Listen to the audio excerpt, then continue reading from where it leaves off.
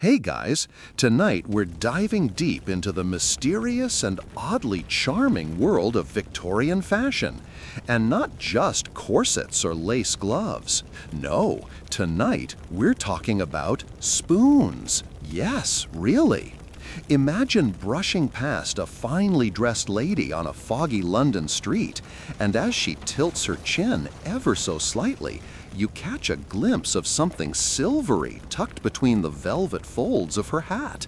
Was that a spoon?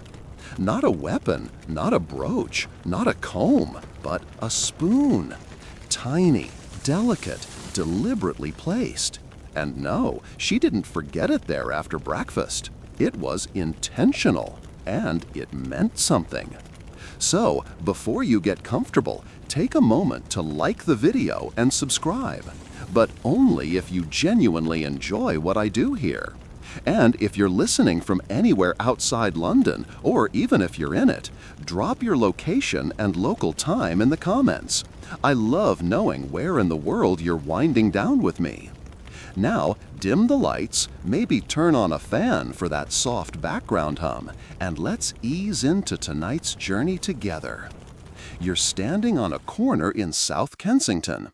The year is 1879. There's a cool mist in the air, the sort that clings to your boots and your eyelashes alike. Horse hooves clatter lazily past. Gas lamps blink sleepily overhead. And there she is. You notice her because her silhouette doesn't quite match the others. Her hat is taller, more vertical somehow, like an architectural statement. You blink, adjusting to the dim. She passes, and that's when you spot it. A gleam of something metallic poking out at just the right tilt. Your first thought, surely not. But yes, a spoon. Not a soup ladle, mind you, not even a dessert spoon. No, this is one of those tiny, impossibly ornate ones you'd expect next to a dollhouse teacup. It's curved and polished and unapologetically real. And it won't be the last one you see. That spoon is more than just decorative. It's a quiet signal, a tiny emblem. Some say it started as a joke, a way to mock the overwrought layers of etiquette at Victorian tea parties. Others whisper that it began as a necessity for street food, tucked in as a practical utensil for nibbling roasted chestnuts or eel jelly on the go. Historians still argue whether the earliest spoon hats were born in working-class alleys or aristocratic salons. But one thing's certain, once the fashion took off, it spooned its way through every layer of society. Of course, wearing one wasn't just about eating on the go. You don't tuck silverware into your skull purely out of hunger.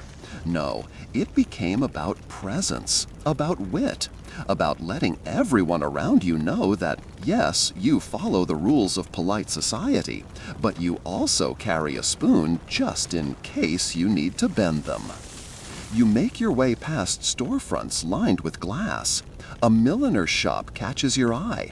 Wide windows, feathered bonnets, and tiny glittering shapes nestled among silk. You step inside, bells jingling softly behind you. The air smells like dried roses and glue. Looking for something functional? The clerk asks slyly. You nod. She leads you to a velvet tray. Resting there in neat rows are 12 miniature spoons. Some have ivory handles. One is made of glass. Another is carved entirely from what appears to be petrified peach pit. You pick it up and feel its warmth, as if it remembers every conversation it's heard atop a woman's brow. They're labeled by names that read more like moods than materials. Regretful lilac, modestly dangerous, spoon number 7 for when he's late again. You can't help it, you smile. The Victorians, for all their tight-laced rules, adored a good subversion. They baked rebellion right into their fashion. Mourning jewelry with hidden compartments, corsets with stitched-in poetry, and yes, hats with spoons. Some even had rotating holders inside the brim, so a lady could switch between a teaspoon, a dessert spoon, and one, presumably, for sabotage. This wasn't just a quirk. In an era where women couldn't vote, couldn't own property without a man's permission, and were expected to faint gracefully at every inconvenience, a spoon in the hat was a tiny, sparkling declaration of, you adjust the angle of your hat ever so slightly, pretending not to notice the weight of the silver perched just above your brow. It's light, of course, dainty, finely wrought, but it's there. And once you know it's there, you feel it. A quiet companion, clinking softly when you turn too fast, catching candlelight at the corner of your vision. It's no longer just a spoon, it's part of your silhouette. The morning fog begins to lift as the streets of London stretch into their daily bustle. You keep walking, turning onto a street lined with shops advertising corsetry, custom embroidery, and paper fans painted with improbably perfect geishas.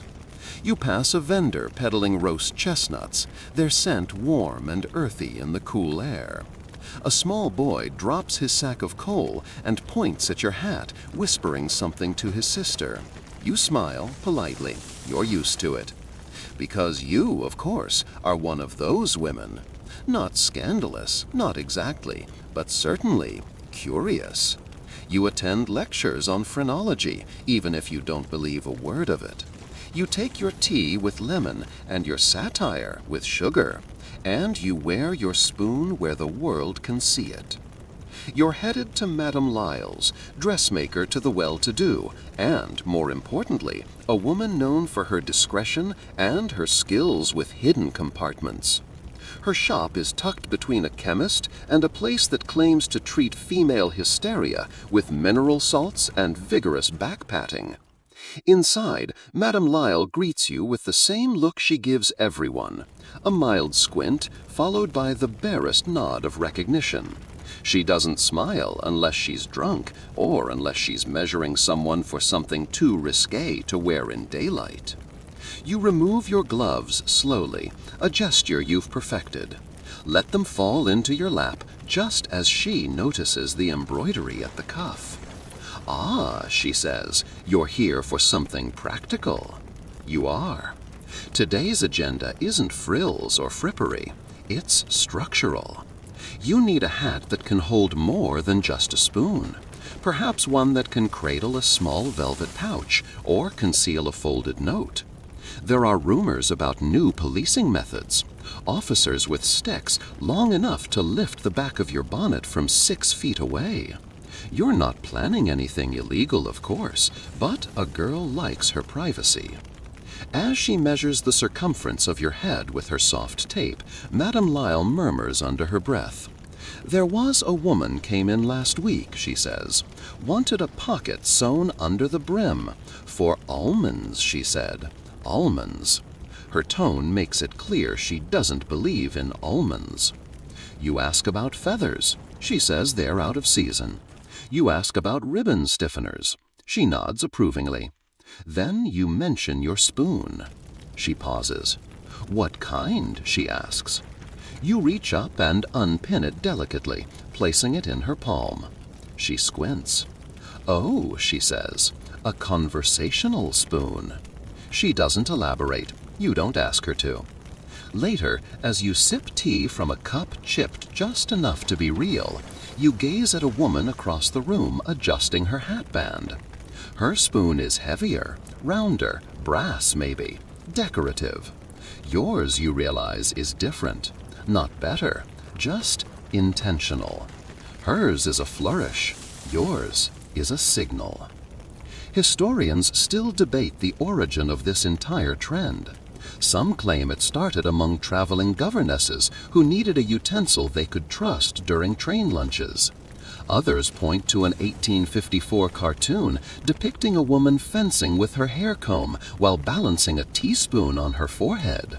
But that doesn't explain why the trend spread the way it did, or why forks were chosen instead of, say, forks. Forks are violent. Forks suggest stabbing. But spoons, spoons suggest comfort, control, subtlety. In an era where women were rarely allowed overt statements, the spoon was an elegant loophole.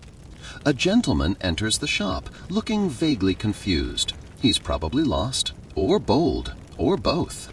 His eyes skim the hats, then catch on yours. You see his lips twitch, almost into a smile.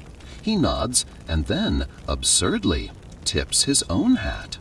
There is no spoon on his, but something in his eyes suggests he knows what yours means. Madame Lyle watches the exchange, snorts softly, and returns to her sketches. You step out again, your new hat box swinging lightly in your hand. Your old bonnet, with its comfortable silver weight, still rests atop your head. The pavement glistens as the mist fades, and you tighten your shawl just a little, though the morning is no colder than usual. A cart rolls by, sloshing yesterday's rainwater from a rut, and you step back onto the curb to avoid the splash. It doesn't help. Your hem is now authentically urban, damp, gray, and somehow both fashionable and fungal. But you don't mind, not really, because your hat feels right, balanced, anchored. The spoon tucked into its pleats has a certain comforting weight to it now, as if it's helping you walk more steadily, like a secret tucked into your spine. And you'll need that steadiness today. You're making your way to the house of Miss Ophelia Barrett, a former governess who now teaches something she daringly calls social armor. Her parlor is lined with pamphlets and portraiture, mostly of serious-faced women holding improbable accessories, fans that double as note catchers, parasols with hidden flasks, and of course, hat pins longer than common sense should allow. Today's topic: defensive fashion. When you arrive, the parlor is already humming with teacups, murmured greetings, and one particularly dramatic hat shaped like a slice of melon. Miss Barrett is precisely what you expected. Tight bun, hard candy in her pocket, and the kind of smile that suggests she once slapped a duke on principle. She gestures for you to sit beside the window and begins. "Ladies," she says, "your hat is not merely a decoration. It is a signal. It is a safeguard. It is, when properly applied, a small arsenal." You glance around. A few nods, one raised eyebrow, one audible slurp. Miss Barrett pulls a small silver spoon from her own brim with a flourish and sets it on the velvet cloth before her. Then, dramatically, she produces a hat pin. The spoon, she explains, can be flicked forward with a practiced tilt, deflecting unwanted glances. The hat pin, meanwhile, is for when the glances become gropes. The room titters, nervous mostly, but not entirely. You try the motion yourself. A gentle nudge of your temple sends the spoon forward, catching the imaginary eye of a man who stands too close on an omnibus. Satisfying, subtle, sort of like saying, "Excuse me," with your eyebrows and a clink. Hat pins, as you quickly learn, were once considered more dangerous than pocket knives. Victorian lawmakers even tried to regulate their length, worried women would begin dueling in the streets, or worse, defending themselves. Historians still argue whether these laws were really about safety, or simply a clever way to disarm the very people most likely to be harassed. Miss Barrett, of course, leans toward the latter. She points to a watercolor hanging above the mantel, a woman in soft green silk walking alone through a market square. Look closer, and her hat carries two spoons, one on each side. Symmetrical, polished, alert. She was known, Miss Barrett whispers, to handle her own disputes. The discussion turns to balance, not emotional, but literal.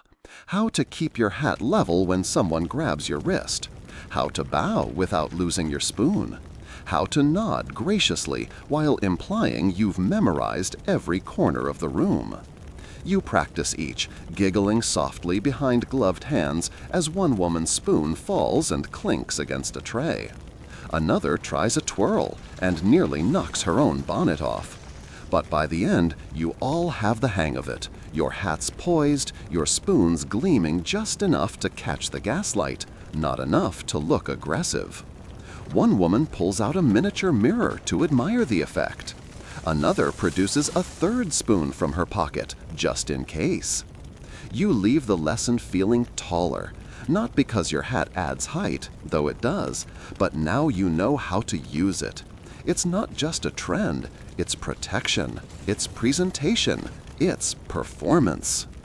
Outside, the air smells of coal and cinnamon. A dog barks at nothing in particular. You walk with new rhythm, not hurried, not showy, just certain. The type of pace that says, yes, I know there's a spoon in my hat, what of it? Some passerby glance, a few linger. One child points and asks her mother if you're headed to a picnic. The mother hushes her. You keep walking. Later, as the sun begins its slow retreat, you find yourself in a quiet square near a bookstore. You rest on a bench, tilt your head back slightly, and let the last bit of warmth settle on your cheeks. Your spoon catches the light once more, gleaming softly, like it's smiling with you. The bench is worn, carved over with initials that outlasted their romances, but it holds you just fine. You lean back, hat still on, spoon still intact, and watch the early evening settle itself across the rooftops like a shawl someone forgot to fold. Chimneys puff out small sighs of smoke. A newspaper catches a gust and flaps toward a lamppost before surrendering to the gutter. You don't move much, not out of fatigue, but because this is one of those rare pauses when everything feels suspended. You, the spoon, the whole of Victorian society exhaling together for just a breath. And then you remember tea. You rise, straighten your posture, and make your way to a little corner shop famed for its marmalade cakes and indiscreet gossip. Inside, everything smells like warm sugar, fading carnations, and a faint echo of spilled claret. A bell jingles over the door. Someone hums near the counter. You nod to the shopkeeper, Mrs. Norfleet, whose hair always looks like it's been windblown even indoors. She notices your spoon, of course, and gives a small knowing tilt of her head, the subtle acknowledgement between women who know things. The table you choose is near the window. You set down your gloves, tug at your sleeves, and let your eyes rest on the painted teacup before you. The spoon, tucked into your hat, reflects back faintly in the glass pane beside you. It's not just silver, it's personality. Across the room, a pair of older ladies debate whether a mutual acquaintance has taken to spirits or simply lost her touch with pastry. You smile to yourself. In either case, someone will soon deliver her a warning via floral card. As your tea arrives, poured with the grace of a woman who has survived 3 husbands and half a revolution, you notice something interesting. The teacup has a matching spoon. Not similar, matching. Same delicate twist in the handle, same tiny engraving near the base. And for a moment, it feels like a sign that maybe you're in the right place, wearing the right hat, sipping from the right cup. Like time has folded itself gently to put all these things together just for you. Mrs. Norfleet returns, sets down a plate of sponge cake, and nods toward your hat. Yours isn't for show, she says, more observation than question. You meet her gaze, warm and firm. Not entirely. She smiles. Good. The world's full of things that are just for show. You wear yours like you might use it. Then she glances around and adds, I've seen worse weapons. It's true. The spoon has a certain dignity about it. Unlike the heavy brooches that pierce lapels with aggressive sparkle, or the absurdly long feathers that threaten to poke out an eye, the spoon is calm. It doesn't shout. It waits. Historians still argue whether Victorian women ever actually used their spoons in self-defense. Some say no, that the very idea is pure fantasy. Others insist that the anecdotal records, quietly passed in letters and diaries, point to dozens of such moments. One famous tale involves a duchess who reportedly flipped her spoon at a man who refused to stop talking about his own mustache. It landed with poetic precision in his pudding. He did not speak again until dessert was cleared. You stir your tea with the cafe's own spoon this time, though you glance at your hat for comfort. Around you, the shop begins to empty. The sky outside has settled into that rare shade between mauve and navy, and the gas lamps flicker like they're remembering how to glow. Someone has left a newspaper behind. You reach for it absent-mindedly. The front page shouts about tariffs and taxes, but tucked in the corner is a small column labeled Society Whims. You read, Lady Withington spotted again in her infamous raspberry-plumed hat, now updated with a pewter teaspoon. Sources say she stirred more than just her drink at last night's musicale. You fold the paper with a sigh. There it is again, the spoon as scandal, as social signal, as punctuation. It's absurd. It's delightful. It's entirely necessary. Finishing your tea, you rise and settle your hat once more. Outside, the air is cooler now, pressing against your cheeks with the softness of damp wool. Your boots The spoon tapping stays with you longer than it should, faint and melodic, like a lullaby forgotten at the edge of sleep. You keep walking, guided less by direction and more by rhythm. Your feet find the cobbles, your eyes scan the dusk-draped rooftops, and somewhere along the way, your thoughts drift to the lady botanists. You've heard of them, of course. Who hasn't? A curious flock of women, ostensibly gathering herbs for tinctures, but known, quietly, for their radical discussions and penchant for soil-stained gloves. Officially, they meet to sketch wildflowers. Unofficially, well, that depends who you ask. Your spoon, tucked securely in its usual spot, seems to gleam with anticipation. The path takes you to the edge of town, past ivy-covered walls and crooked iron gates that creak regardless of the weather. You pass a sign marked Heath and Garden Club, private, but no one stops you. In fact, a rather stern-looking woman watering a potted fig tree merely lifts an eyebrow and points toward the back garden with her elbow. You find them clustered beneath a pergola draped in wisteria, each seated in a low chair with a notebook on one knee and a magnifying lens on the other. There's something deeply soothing about the scene, like a painting of an afternoon someone once dreamed of having.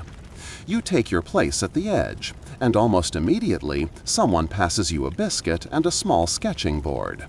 The woman beside you gestures toward your hat, nodding once in approval. Her own is adorned with a soup spoon, curiously wide and polished to a mirror-like sheen. You don't ask. Instead, you settle into the quiet sounds of scraping graphite, rustling skirts, and one slightly off-tempo pigeon. The women around you mutter Latin names, Viola odorata, Salvia officinalis, but with the tone of those who might say, pass the salt, or his shoes were dreadful. Knowledge here is not a performance, it's a shared language, a lullaby. One woman, perhaps the eldest among them, produces a small bottle from her basket. For focus, she says, before dabbing a drop on her collar. The scent hits you a second later, lavender and vinegar. Not pleasant, not unpleasant, just sharp, like it's trying to wake a memory. You watch her spoon catch the dying sun just so. It's not decorative, it's battered really, dinged around the edges and just slightly bent at the handle. The kind of spoon that's been used, not displayed. She catches you looking. My mother's, she says, and then, after a pause, for when the tea was weak and the gossip wasn't. The women laugh softly. Historians still debate how much of the lady botanist's work was botanical and how much was subtext. Were they truly hunting medicinal plants, or were they using Latin names as code for political ambitions and underground libraries? Was foxglove a metaphor for suffrage? Was wild thyme really just a commentary on marriage? No one can agree. But the surviving journals, ink-faded, spoon-smudged, certainly hint at more than gardening tips. You lean over and sketch the violet at your feet. Its petals curl inward, like it knows a secret.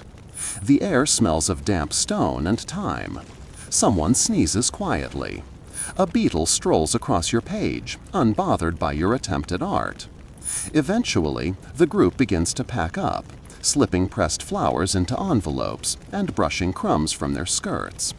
As you rise to leave, the woman beside you tucks a small note into your hand. You glance at it only after she's disappeared behind a curtain of wisteria. It reads, "Next meeting, bring 2 spoons and a question." You fold it neatly and tuck it under your hatband. The walk home is slower. The moon has taken up its post, watching from above with an expression that's neither amused nor disapproving, just curious. And you, armed with lavender, secrets, and the steady press of silver against your crown, you smile. Whatever the question is, you suspect you'll know it soon enough. You arrive home just as the street lamps flicker into full glow, casting their amber halos over cobblestones that now look like sleeping dragon scales. Your door, old and a bit swollen from the damp, groans familiarly as you step inside. The scent of books, beeswax, and a faint echo of last night's toast greets you like an old friend with no intention of judging your laundry pile. You hang your shawl, unlatch your boots, and leave your gloves neatly by the window. But the hat stays on, just for a little longer. You're not quite ready to part with your spoon yet. It's become something of a companion now, its presence reassuring in a way you hadn't expected, like the quiet weight of a cat sleeping on your foot. Tonight, you're preparing to meet someone special. Not romantically special, though in another life, perhaps, but rather historically peculiar. You've received an invitation, hand-delivered earlier that week by a young girl wearing mismatched shoes and holding a basket of violets. The note was short and elegant. If you'd like to learn how spoons are made to speak, join me Tuesday at dusk near the fireworks shed. E.M. Which, of course, could only mean one person. Eliza Mortlock, silver artisan, minor eccentric, and current president of the Spoonmakers Guild. You've heard stories. Everyone has. They say Eliza once refused a commission from a Russian countess because her eyebrows were uncooperative. They say she engraves cryptic messages inside the bowls of her spoons, visible only with steam and a well-angled candle. They say, whispered now, that her spoons can tell the future if you stir counterclockwise with enough conviction. Historians still argue whether Mortlock's creations ever played a true role in espionage, or if the women who owned them simply liked the idea. Either way, most agree no one in London made spoons quite like she did. You tuck a candle stub and a notebook into your pocket, throw on your cloak, and make your way back into the night. The fireworks shed is real, by the way. Half abandoned and vaguely illegal, a relic from a summer fete that ran out of funds and enthusiasm simultaneously. Eliza waits beside it, dressed like a pirate who's borrowed a librarian's coat. Her hair escapes in every direction. Her boots don't match. And her hat, of course, holds not 1, but 3 spoons, all angled with unsettling precision. "You're on time," she says, as though disappointed. "I considered being late for effect," you reply. Too obvious. She ushers you inside. The shed is warm from a coal stove that looks like it's survived at least 2 betrayals. The walls are lined with trays, each holding spoons of various shapes, materials, and moods. Some have holes in their bowls. Others are etched with swirling spirals that seem to move when you squint. One is forked at the end. You don't ask. Eliza hands you a plain silver spoon. It's heavy, well-balanced, and unnervingly warm for something made of metal.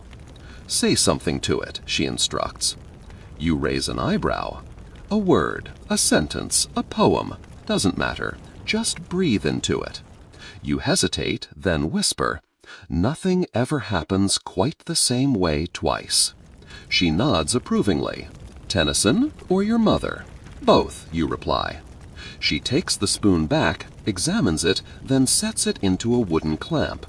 With a sharp tool and frighteningly fast fingers, she begins to etch something into the back of the handle. You can't see what. You don't need to. You feel it. That one's yours now, she says, wiping the blade. But remember, it doesn't talk unless it likes you. You stare at her. I'm joking, she adds, mostly. Over the next hour, Eliza shows you dozens of spoons, each stranger than the last. One collapses into a brooch. Another hums slightly when near sugar.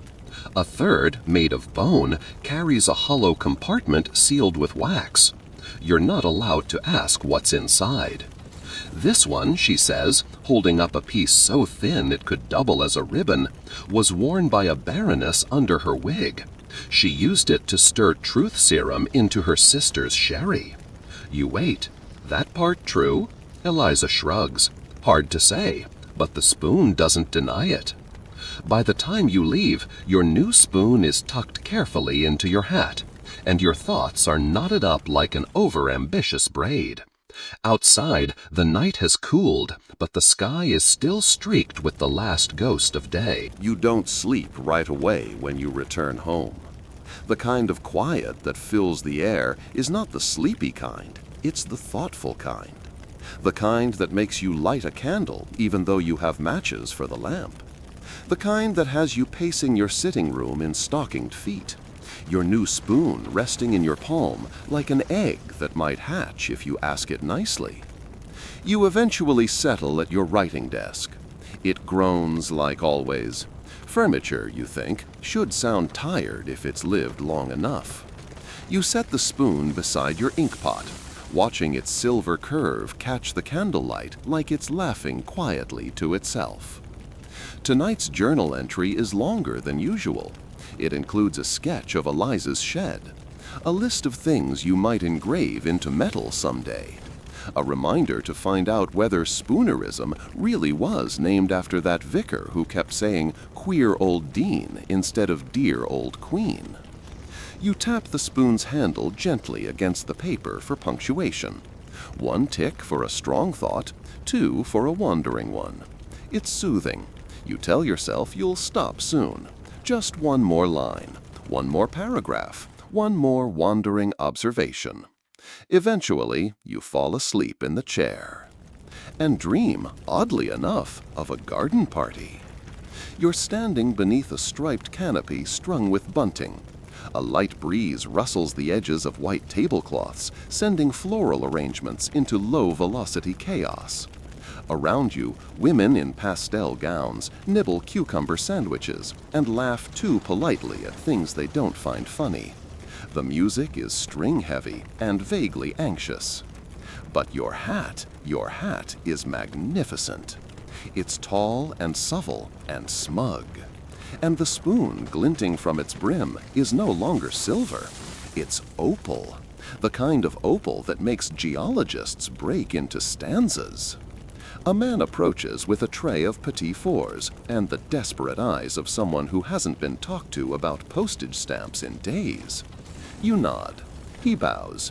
You both pretend to care about the weather. Then, without ceremony, another woman strides up beside you. Her hat is aggressive. It's shaped like a swan. She is wearing 2 spoons, brass, oversized, the kind you'd use to serve pudding at a family argument. She narrows her eyes. You narrow yours. It's on. The duel is naturally subtle, the Victorian woman's equivalent of an eyebrow raise contest.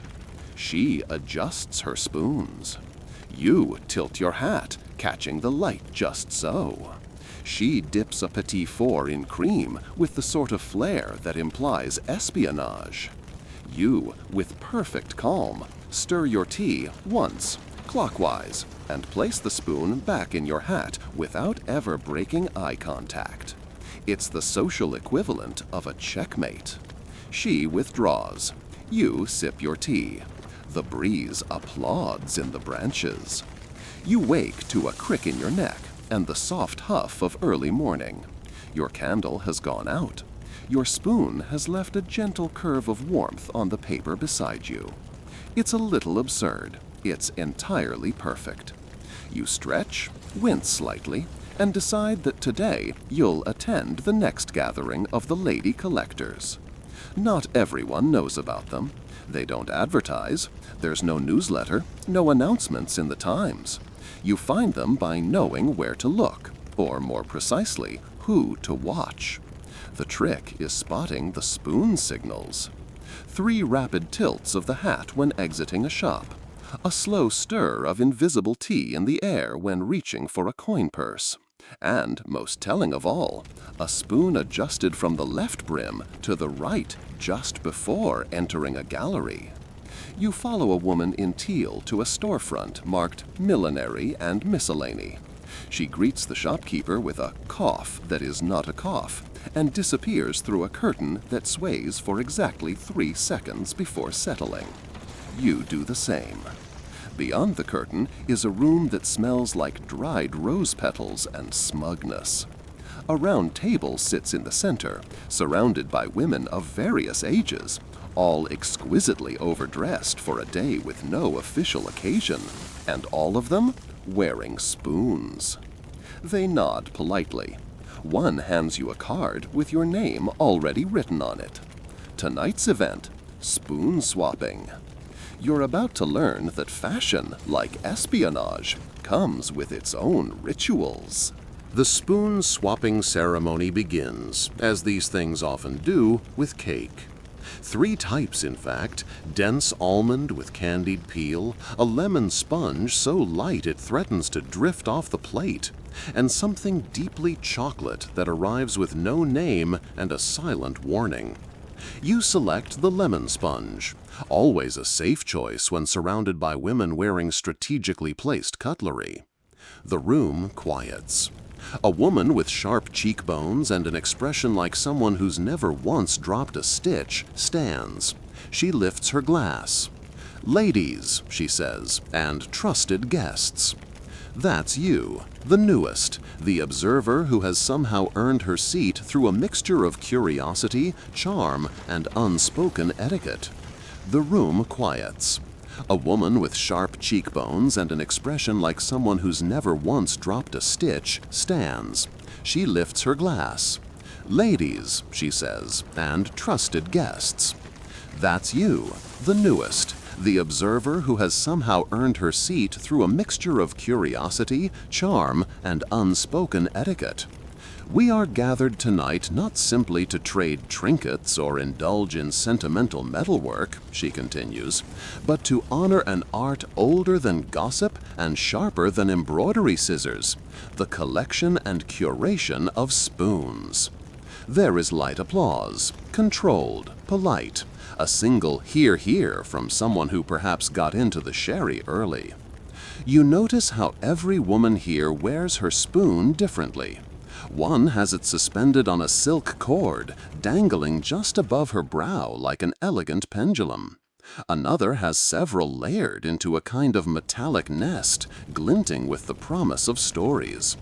The woman beside you, Henrietta you believe, though she never quite confirmed it, leans in and murmurs, "The trick is never trading down." You glance at her spoon. It's absurdly tiny, barely a shaving of silver, but engraved with what looks like a compass rose and possibly a riddle in Welsh. Henrietta gestures toward a velvet-lined tray in the center of the room. Each woman is expected to contribute. Some are already slipping their spoons onto the fabric, each one gleaming under the gaslight, each clearly chosen for tonight.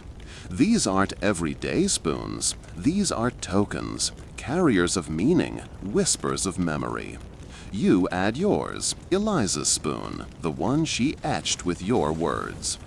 There's a moment, just a flicker, where it seems like someone recognizes it. A tightening around the mouth, a glance.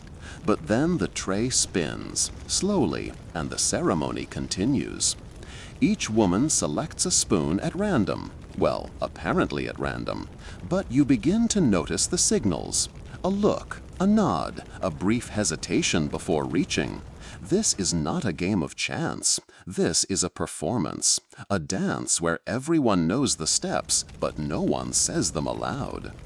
You end up with a spoon shaped like a flower stem, its bowl scalloped like a lily.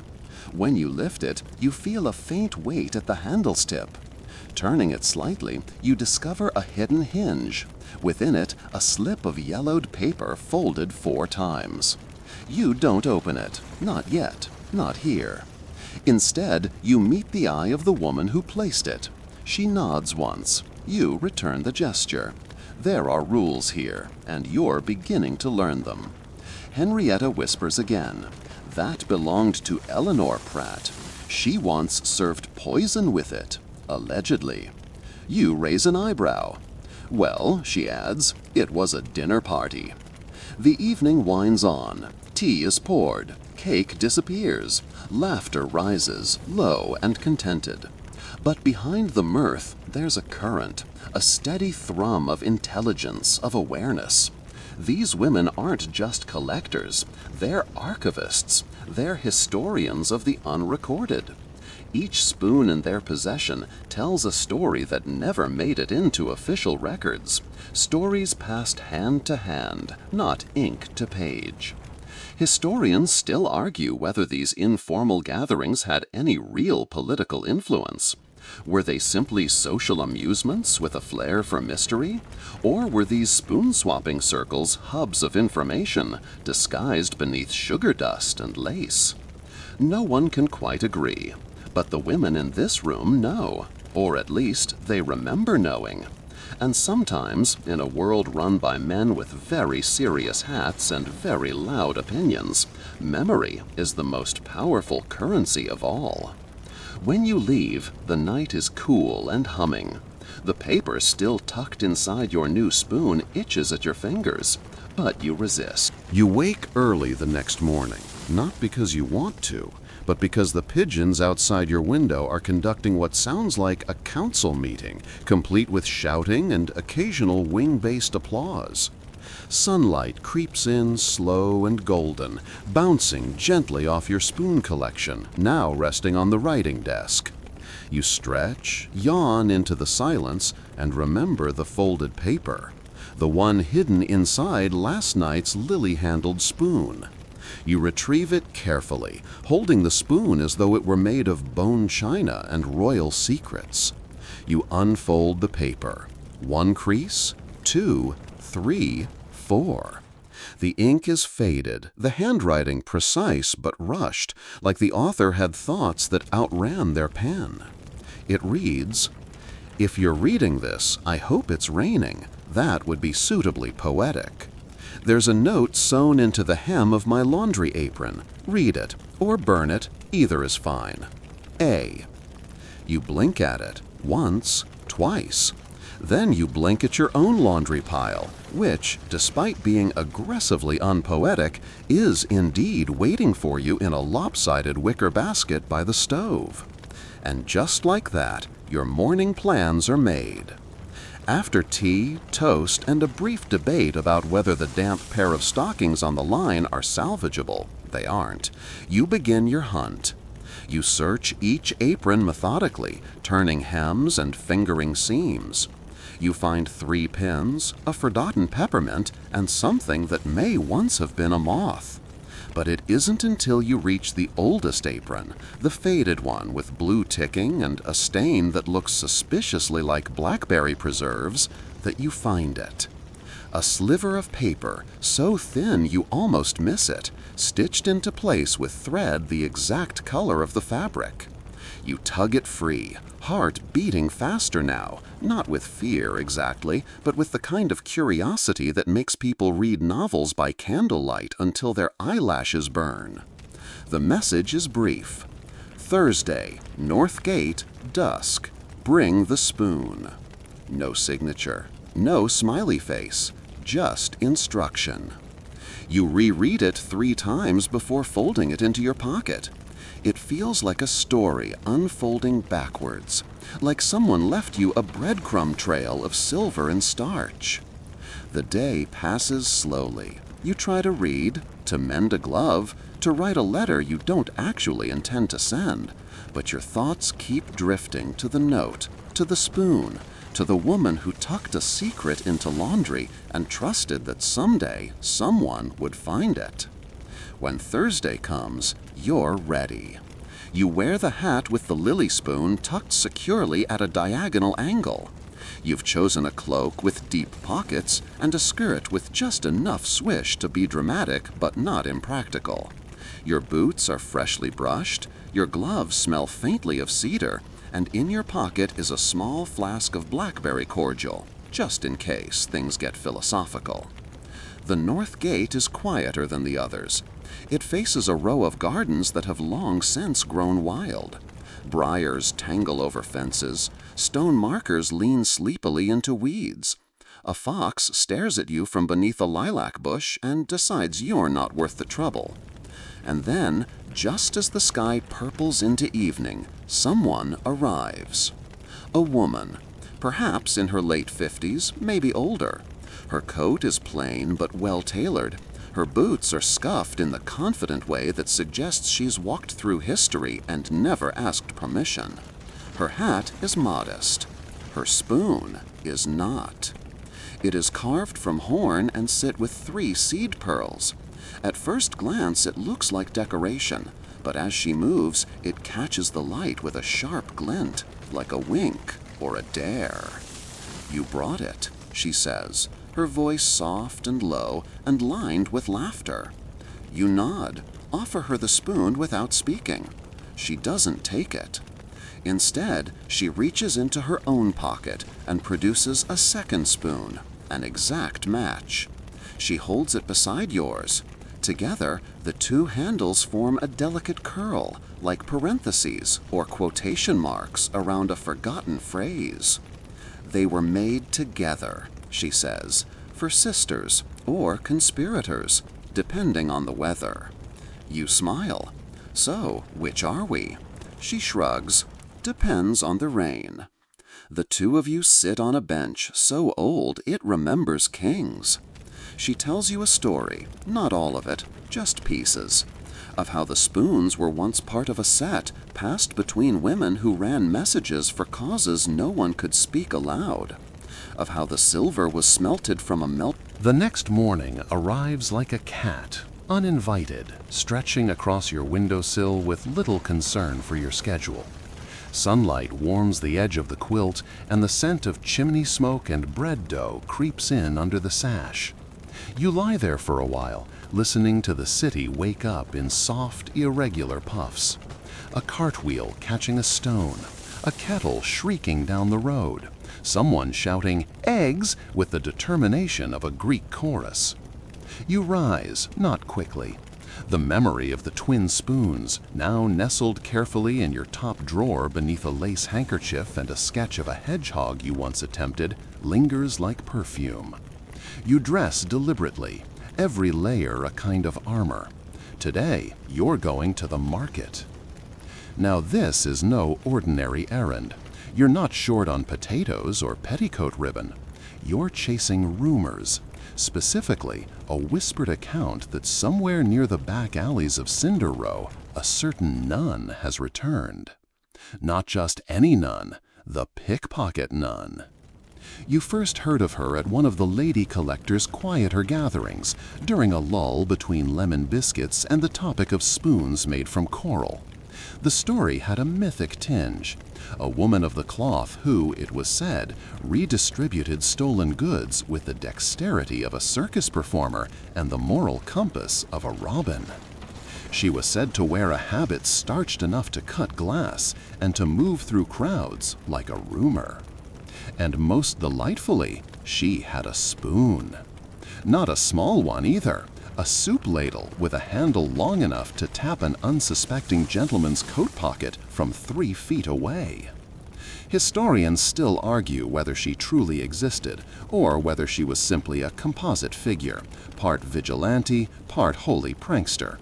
But someone had seen her last Tuesday buying plums, and you're nothing if not a woman of follow-through. You arrive at the market with your hat tilted just so, enough to be stylish, not enough to invite conversation. The spoon at your brim today is simple brass, etched with thistles. A farmer gives you a nod. A child stares. You nod back with practiced elegance. It's important to acknowledge your fans. The market is chaos in full bloom. Baskets of oysters teeter beside sacks of coal. Women argue over radishes. A man is selling buttons in the shape of teeth. You weave through the crowd with a grace you've only recently acquired, thanks in part to the confidence instilled by centuries of rebellious spoon wearers before you. And then you see her. She's not in a habit, clever really, but you know it's her. No one else wears rosary beads that double as measuring tape. No one else carries a basket that squeaks ever so slightly. And certainly no one else has a soup ladle strapped vertically to their back like a sword.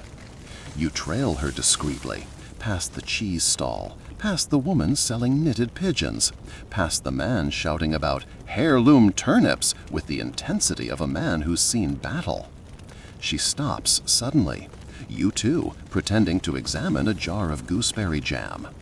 Then, like a magician, she slips her hand into a man's coat pocket, pulls out a coin purse, removes a single farthing, replaces the purse, and then, without so much as blinking, drops the farthing into the palm of a startled child beside her. She moves on before anyone can question what just happened. You blink, adjust your hat, consider clapping. Instead, you follow again. At the edge of the market, behind a stall of hand-dyed wool, she finally speaks. "You're new," she says, not turning. You nod, unsure whether she can see it. "Nice spoon," she adds. "Yours is very assertive," you offer. She chuckles. "It was my mother's. She once used it to ladle soup and revolution in equal measure." You try not to look too impressed. It doesn't work. "Come back tomorrow," she says. "Bring the twin spoons. We'll trade recipes and secrets." And just like that, she's gone. You stand there a moment longer, adjusting your hat, trying to look like someone who just had a normal conversation, and not like someone who was just invited into the covert underworld of monastic mischief. On the way home, you buy a turnip, purely out of guilt. At home, you place the turnip beside the spoons, unsure whether it counts as a holy relic now. Probably not. But in this story, anything's possible, especially if there's silverware involved. You don't sleep well that night, not from worry, but anticipation. The kind of giddy unrest usually reserved for children on the eve of a school field trip or particularly nosy aunts about to attend a wedding. You keep waking and checking that the twin spoons are still where you left them. They are, nestled safely between your lavender sachet and a note written in handwriting you've decided not to decode just yet. By dawn, you're already up. You forego your usual tea in favor of something stronger, coffee, laced with cardamom, because if you're going to meet a spoon-wielding nun for secrets and soup, you may as well arrive smelling like intrigue. Your hat today is modest, understated. A neat felt brim with a navy ribbon and only one spoon. Plain pewter, rounded from age and slightly bent at the neck. It's a humble hat. A hat that says, "I am absolutely not part of a secret society, but I might know where one meets." You return to the market just before it opens, when the air still smells like dew and wet stone. The vendors are still setting up. Crates creak. Chickens in burlap sacks grumble their displeasure. And somewhere nearby, the unmistakable sound of a ladle being polished with serious intent echoes faintly against the stone. She finds you this time, appears from nowhere, as if grown directly from the cobblestones, clutching a lidded pot and looking vaguely pleased. "You brought them?" she says, nodding to the spoons tucked into your coat. You nod. "Good, I hope you're hungry."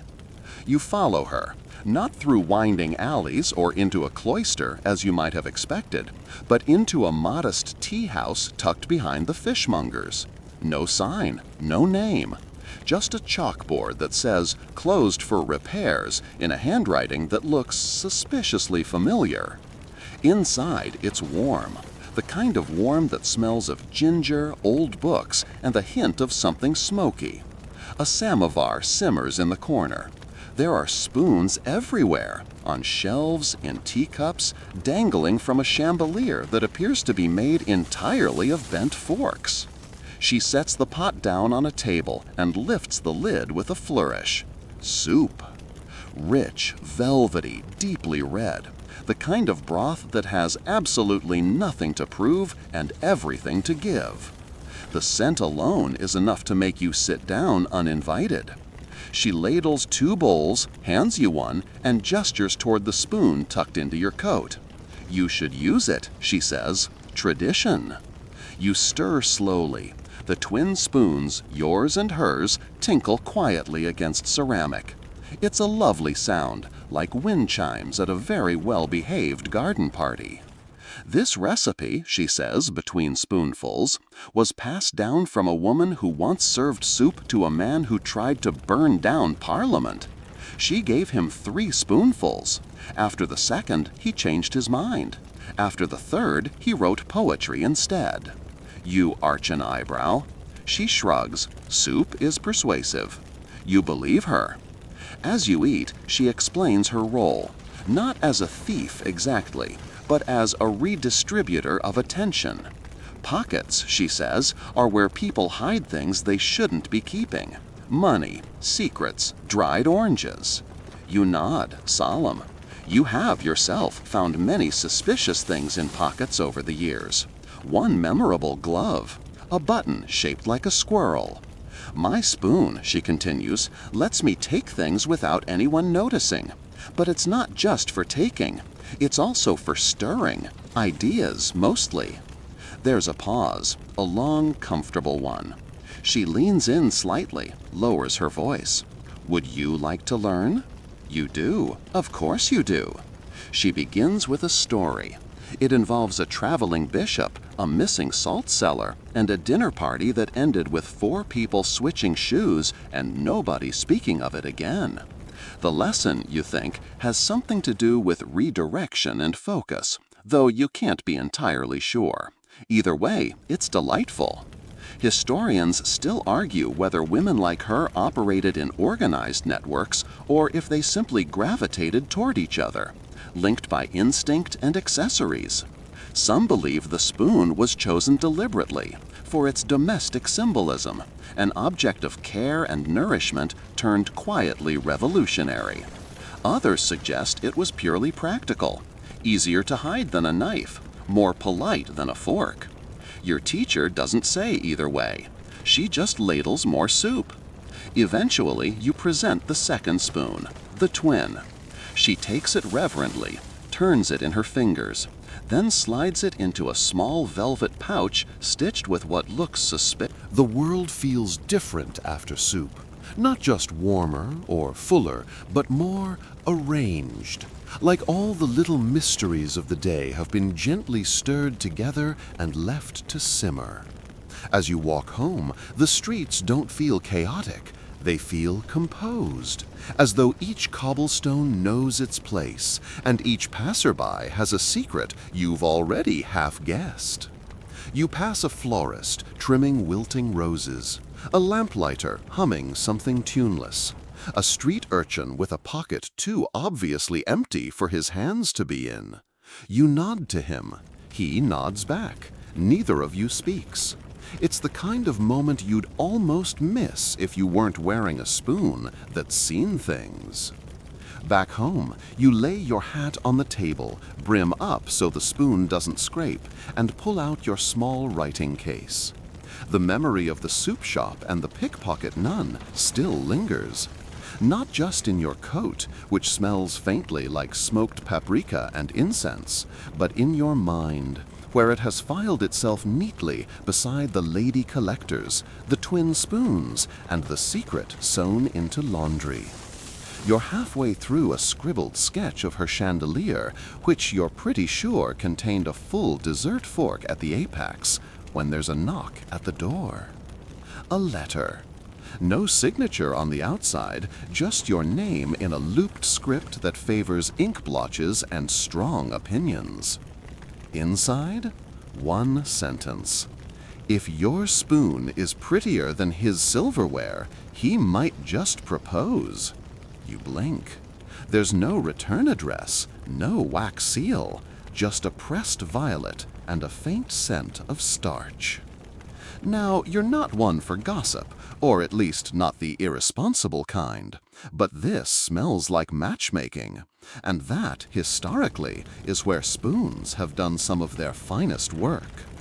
Later that afternoon, you're due at a small salon gathering, one of those genteel affairs where the teacups are more delicate than the conversation. You hadn't planned to go. Your mood was more curl up with cinnamon toast than navigate marital innuendo today. But the letter has nudged something. So you go. You arrive fashionably late, just enough that everyone has had one too many biscuits to be sharp, but not so late as to seem rude. Your hat today is a work of subtle art. Dusky plum felt, a veil the color of faded ink, and your finest spoon, silver, chased with ivy leaves, and polished to a shine that might be called flirtatious if it weren't affixed to a hat.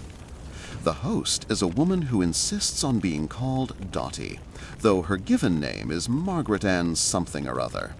Her parlor is decorated in the style of a person who owns more teaspoons than friends, and her eyes light up when she sees your hat. "Darling," she calls across the room, "what a deliciously suggestive choice of headwear." You smile and do not blink. That is the only proper response to being called suggestive before tea. Among the guests is a gentleman, a Mr. Everly, who has the sort of face that looks better near firelight and the sort of manners that suggest he alphabetizes his compliments. He has noticed your spoon. Of course he has. "It's unusual," he says, and you can tell he means this in the way that men mean intimidating when faced with a woman who clearly owns a toolkit and an opinion. You reply, "That's why it's useful." He chuckles. You're not sure if he's impressed or frightened, which is the ideal reaction. Conversation meanders through the usual paths, climate, currents, why no one trusts dentists, and then lands inevitably on courting. One of the women at the far end of the table sighs dramatically. Whatever happened to letters tied with ribbon? Gentlemen used to woo properly. Dottie lifts her teacup.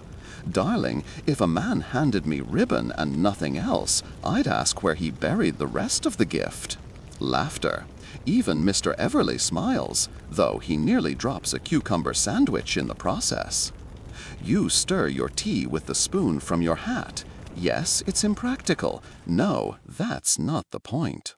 The point is timing. The delicate clink as silver touches porcelain draws just enough attention. You glance sideways. Mr. Everly's eyes widen just slightly. You say, "Sometimes a well-placed spoon says more than an entire bouquet." He nods, thoughtful now.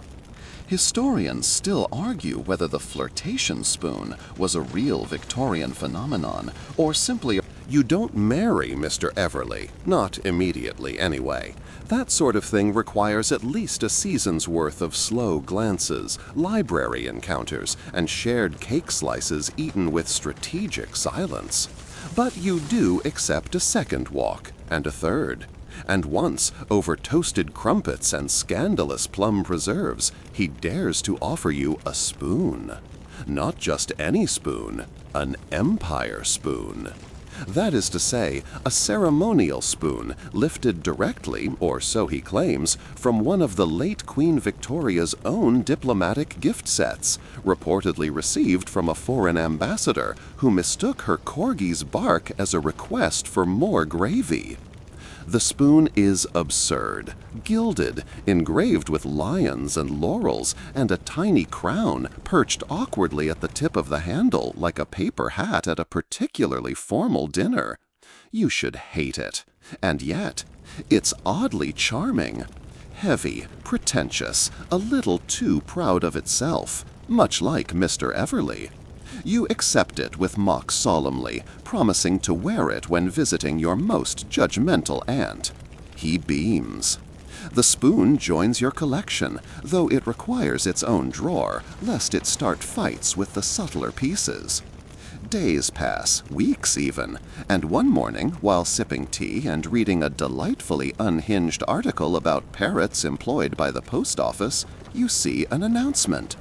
Spoons of Empire, a temporary exhibition. You blink. Adjust your reading spectacles. Read it again. The Royal Museum of Things No One Needed But Still Kept is hosting a new exhibit. A collection of ceremonial flatware, diplomatic cutlery, and personal eating implements of notable historical figures. In other words, a spoon spectacular. You're already putting on your hat. The museum is unusually full when you arrive, packed with school children, tourists, and at least 2 elderly women arguing about whether Napoleon's dessert fork was ever in the same room as Lord Byron's sugar tongs. You navigate past the statues and into the gallery where the exhibit resides. The first display catches your eye, a pair of ivory-handled spoons once owned by a Maratha princess, allegedly used only for custard and rare gossip. Another set, slimmer and duller, is said to have belonged to a Scandinavian explorer whose journal suggests he used them to measure snowfall and cook seal stew, possibly at the same time.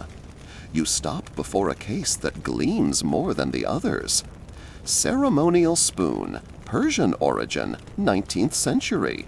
The card reads, gifted during a diplomatic exchange between Queen Victoria and an envoy from Shiraz. Notable for its sunburst motif, rumored to have magical properties. No evidence of enchantment has been confirmed. You lean in. The spoon is beautiful, slim, elegant, with etching so fine it could be mistaken for thread. You can almost hear it hum. And then, there it is, your own reflection. You look up and realize that behind the glass, nestled discreetly in a side cabinet, is a spoon nearly identical to the twin spoons Eliza once gave you. The placard beside it reads, Unknown origin, recovered from a valise found on a train bound for Edinburgh, 1874.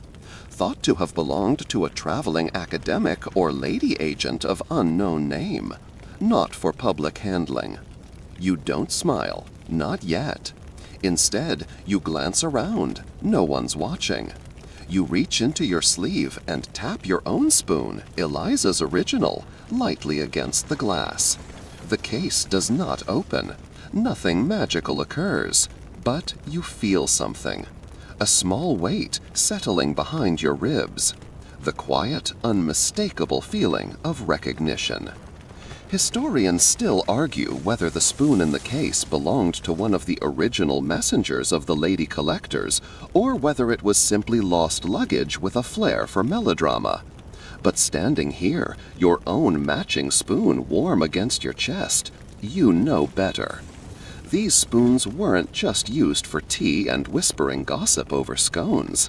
They were vessels, carriers of intent, of cleverness disguised as decoration. They were tools of resistance, romance, remembrance. And museums, you think, rarely get it entirely right. As you exit the exhibit, a child tugs at his mother's skirt and points at your hat. "Why she got a spoon on her head?" he asks. The mother shrugs. "Fashion, I suppose." You smile gently as you pass. That evening, you return home with a warmth in your chest that has nothing to do with your wool cloak or the mulled wine someone handed you near the museum steps. The streets shimmer with early frost, turning gaslight into candle halos, soft and flickering. Your boots crunch with satisfying precision. And your hat? Well, it seems to sit a little straighter tonight. Back inside, you light a fire, place the museum leaflet beside your teacup, and set the ceremonial spoon, Mr. Everly's proud gift, on your writing desk, where it can glower down at the ink blotter like a foreign dignitary at a disappointing banquet. It's not humble, but it is loyal. You respect that. As the kettle hums, your fingers find their way to the bottom drawer, the one you almost never open. Inside is a velvet pouch, deep plum, embroidered with a strange combination of stars and fig leaves. It belonged to your aunt, or maybe your grandmother. No one really knows, but every woman in your family has kept something important in it. Tonight, it holds spoons.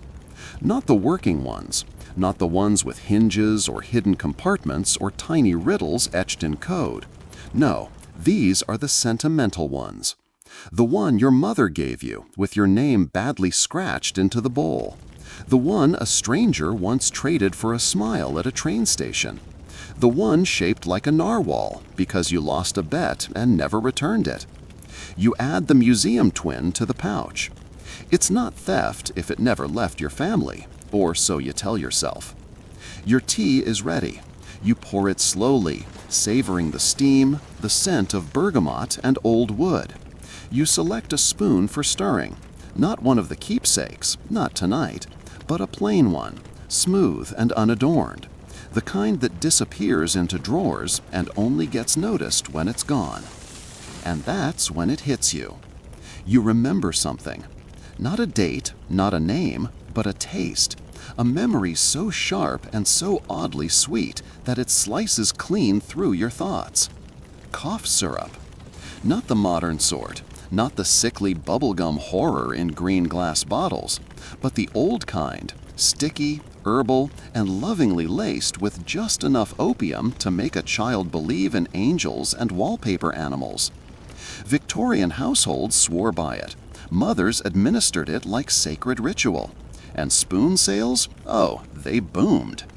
Suddenly, every woman needed a spoon long enough to reach the bottom of the bottle, narrow enough to fit between clenched teeth, and curved just so to avoid dripping sacred syrup onto the carpet. It wasn't just about dosage, it was about control, about delivering comfort, precision, composure. Your grandmother had one such spoon. She kept it in a velvet roll beside the lavender water and the rusty nail file. When the weather turned or nerves frayed, she'd unfurl the kit like a soldier preparing for a very delicate duel, measure 2 drops, and declare the situation satisfactorily soothed. You sip your tea and wonder if it was the cough syrup, more than anything, that led to the spoon-in-hat movement. Historians still argue whether medicinal fashion trends were deliberate or accidental. Some say women simply grew tired of rummaging through reticules for spoons when they could just wear them instead. Others argue that once syrup became both remedy and vice, spoons took on symbolic weight. Tools of autonomy, wielded by women who were told to faint at distressing news, but instead demanded exact measurements and second opinions. One physician, writing in 1872, described a patient who refused any treatment unless her own spoon was used. She claimed, he wrote, that her teaspoon knew her constitution better than I did. You believe it. You stare into your tea, now perfectly stirred, and think about the evolution of the object, so often dismissed as mere tableware. In your world, it's never been just that. It's a statement, a code, a link in a chain of women who measured their own medicine, stirred their own tea, defended their own space, and wore their own history, one gleaming, glinting spoon at a time. You finish your cup slowly. The wind nudges the shutters. Your fire settles into a low, satisfied sigh. You place the plain spoon back into its drawer, give your ceremonial one a brief nod, and adjust the pouch just slightly so the twin rests at the top. Tomorrow, you think, you'll polish the older pieces, perhaps wear one of the medicinal spoons, just to see who notices, just to see who understands. Because sometimes you don't need a full conversation. Sometimes you only need a spoon. The next morning dawns reluctantly. A gray drizzle clings to the windows like a cat that's changed its mind about going outside. You light a candle before the sun even makes it through the fog. There's a chill in the air, the kind that settles in your collarbones and refuses to be reasoned with. You reach for your cloak, your gloves, and, after a brief moment of indecision, your fidget spoon. Yes, that's what it's called. Crafted by a clockmaker who once dabbled in silversmithing, it features a tiny gear at the base of the bowl and a rotating hinge at the neck. You're told it also once whistled, though no one can explain how or why it stopped. You've never worn it in public, until today. The spoon fits neatly into the crown of your felt hat, just behind a velvet ribbon embroidered with bees. When you tilt your head, the spoon spins, slowly, politely, like a child showing off in church. You leave the house feeling quietly victorious. Your destination? A small antiques fair in Belgravia. Supposedly dull, mostly china and moldy maps. But rumor has it that one of the vendors, known only as Mr. Gray, recently acquired a batch of odd silver from a retired stage magician. And if that doesn't smell like your kind of morning, nothing does. The fair is held in a former greenhouse, now full of tables groaning under the weight of objects with questionable provenance and definite attitude. Everywhere you look, something dares you to ask its story. You drift past lopsided armoires, cracked porcelain dogs, and a pile of military medals that definitely shouldn't be sold next to a basket of moth-eaten gloves. You're halfway through considering a wind-up mechanical duck when you see it. A display of spoons. Not the ordinary kind. The kind that tilt when no one touches them. The kind that seem to hum with disapproval when passed over too quickly. One appears to be made of bone, another of glass. A third is so tarnished it might actually be older than the greenhouse itself. And behind the table, Mr. Gray. He is exactly as described, tall, pale, and dressed like a piano recital. He greets you with a bow and the sort of smile that implies he's been reading your mail. "You have the look of someone with spoon experience," he says.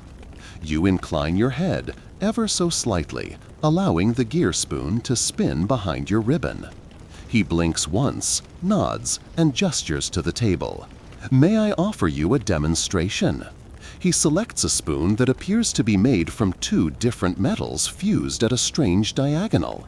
The bowl is deep, almost ladle-shaped, and the handle curls like ivy. He sets it in a small ceramic bowl filled with what appears to be warm barley water. And waits. Nothing happens. Until it does. The spoon begins to turn, slowly, rhythmically, as if stirred by an invisible hand.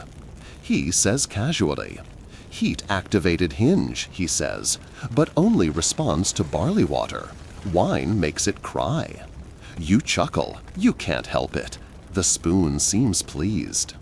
Another is hollow, with a cap that unscrews to reveal a tightly wound message scroll. You don't ask what it says. You already know it's something like, "Don't trust the man in the blue cravat," or "She prefers lemon, not lime." Mr. Gray watches you as you examine the collection. Most people come here looking for bargains. You're here for something else. "I'm here," you reply, "because spoons like these don't get enough sunlight." He nods, as though that makes perfect sense. You select one. Not the flashiest, not the rarest, just a curious little thing with a spiral handle and a bowl shaped like a crescent moon. It hums faintly when held, no mechanism you can see, just resonance. "I believe that one's meant for mischief," he says. "Perfect," you reply. Historians still argue whether these so-called mechanical spoons ever served true practical purpose, or were simply novelties created for the bored rich. Some say they were used in espionage. Others claim they were conversation starters, early versions of the party trick made portable. But you've come to believe something else. You think they were made because someone, somewhere, understood that even the smallest object can be magic, if only for the few who know how to look. You leave the fair with the mischief spoon in your pocket, and the fidget spoon still twirling proudly on your head.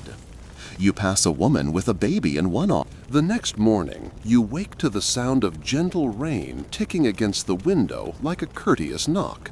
Not a storm, just the kind of steady drizzle that suggests the weather has made tea and plans to stay a while. You don't mind.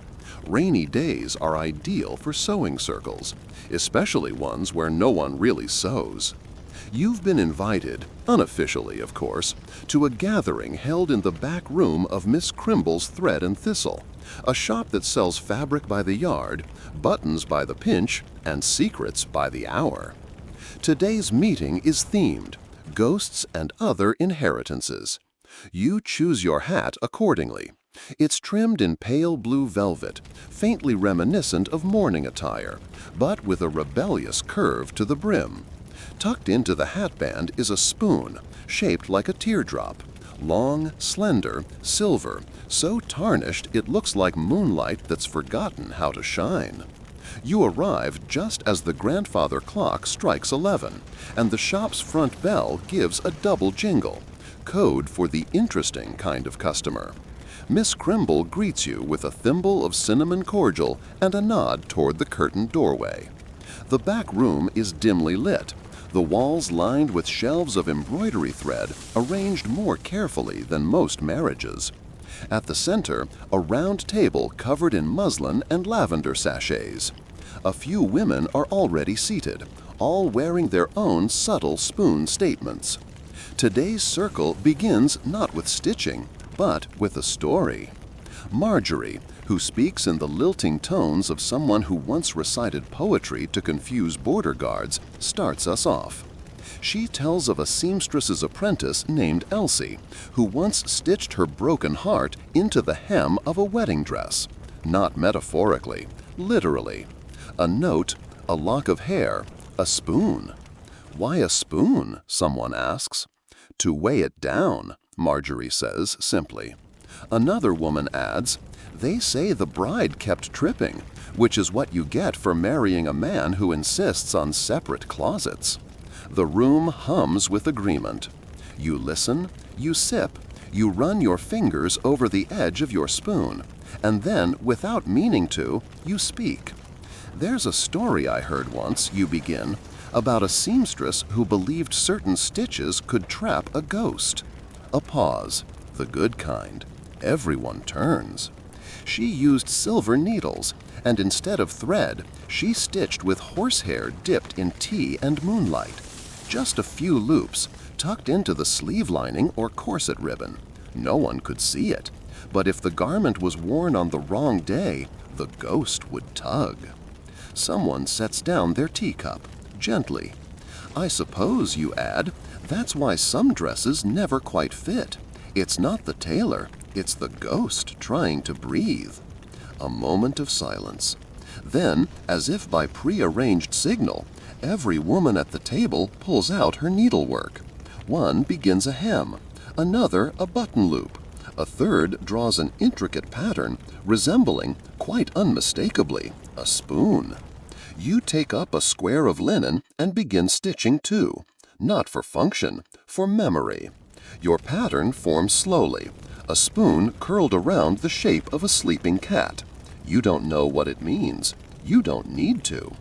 Historians still argue whether these circles were ever anything more than neighborhood gossip sessions, whether these stitch and whisper meetings had any true purpose beyond companionship and the occasional passive-aggressive sampler. But the journals that survive, carefully inked in margin spaces and under loose bindings, suggest otherwise. One entry reads, "Today we embroidered silence. May it last until needed." Another, "Gwendolyn brought the spirit spoon again. It hummed all through lunch."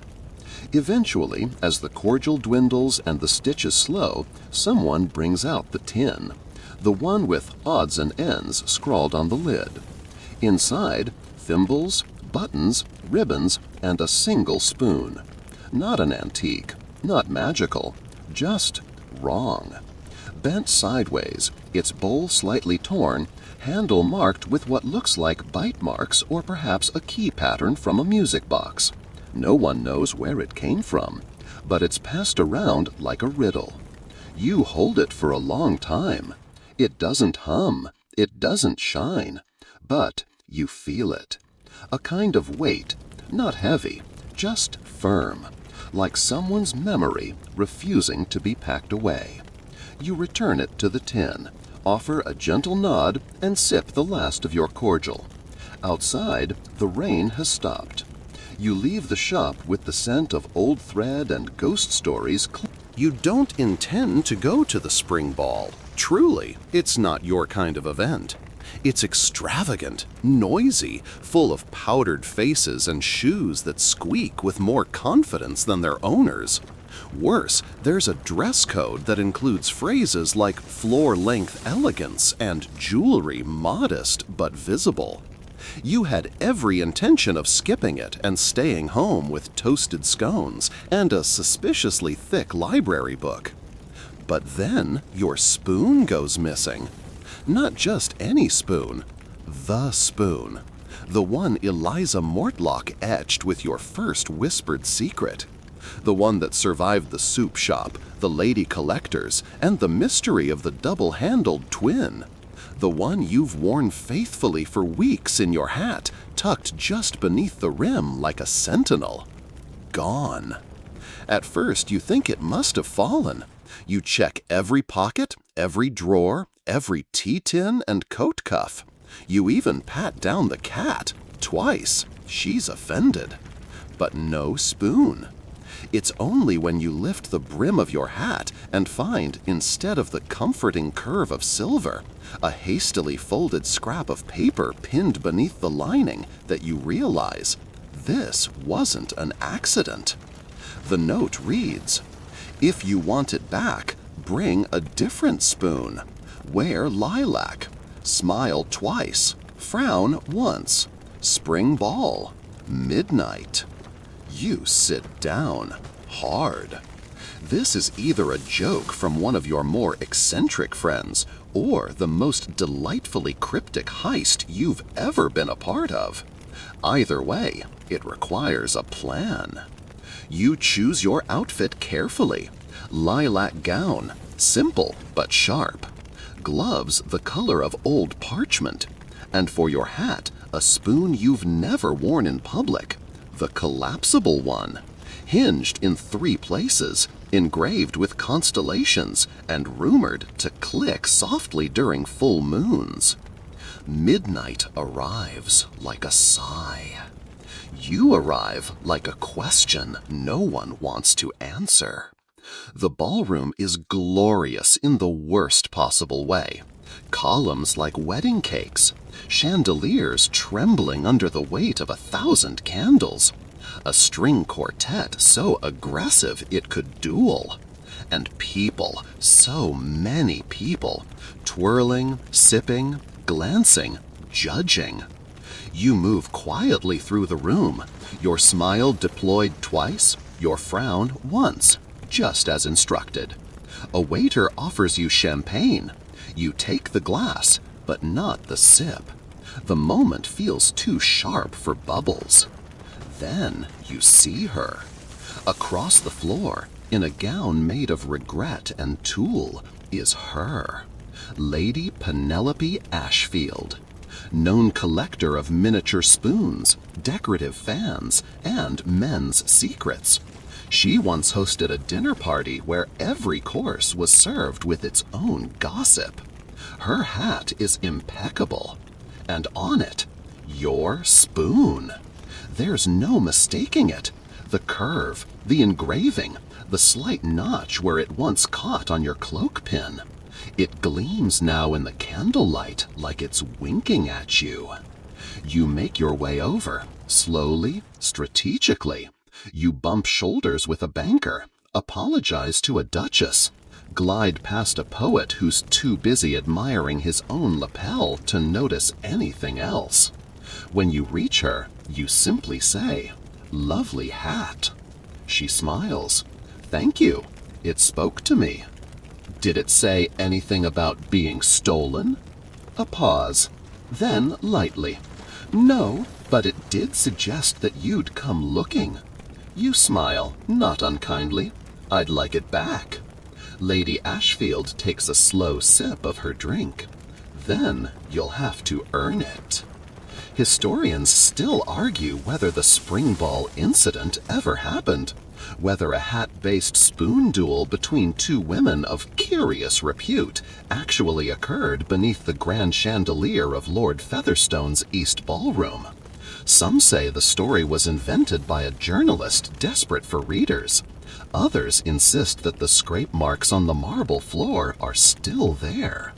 What you know is this: the next 15 minutes are glorious.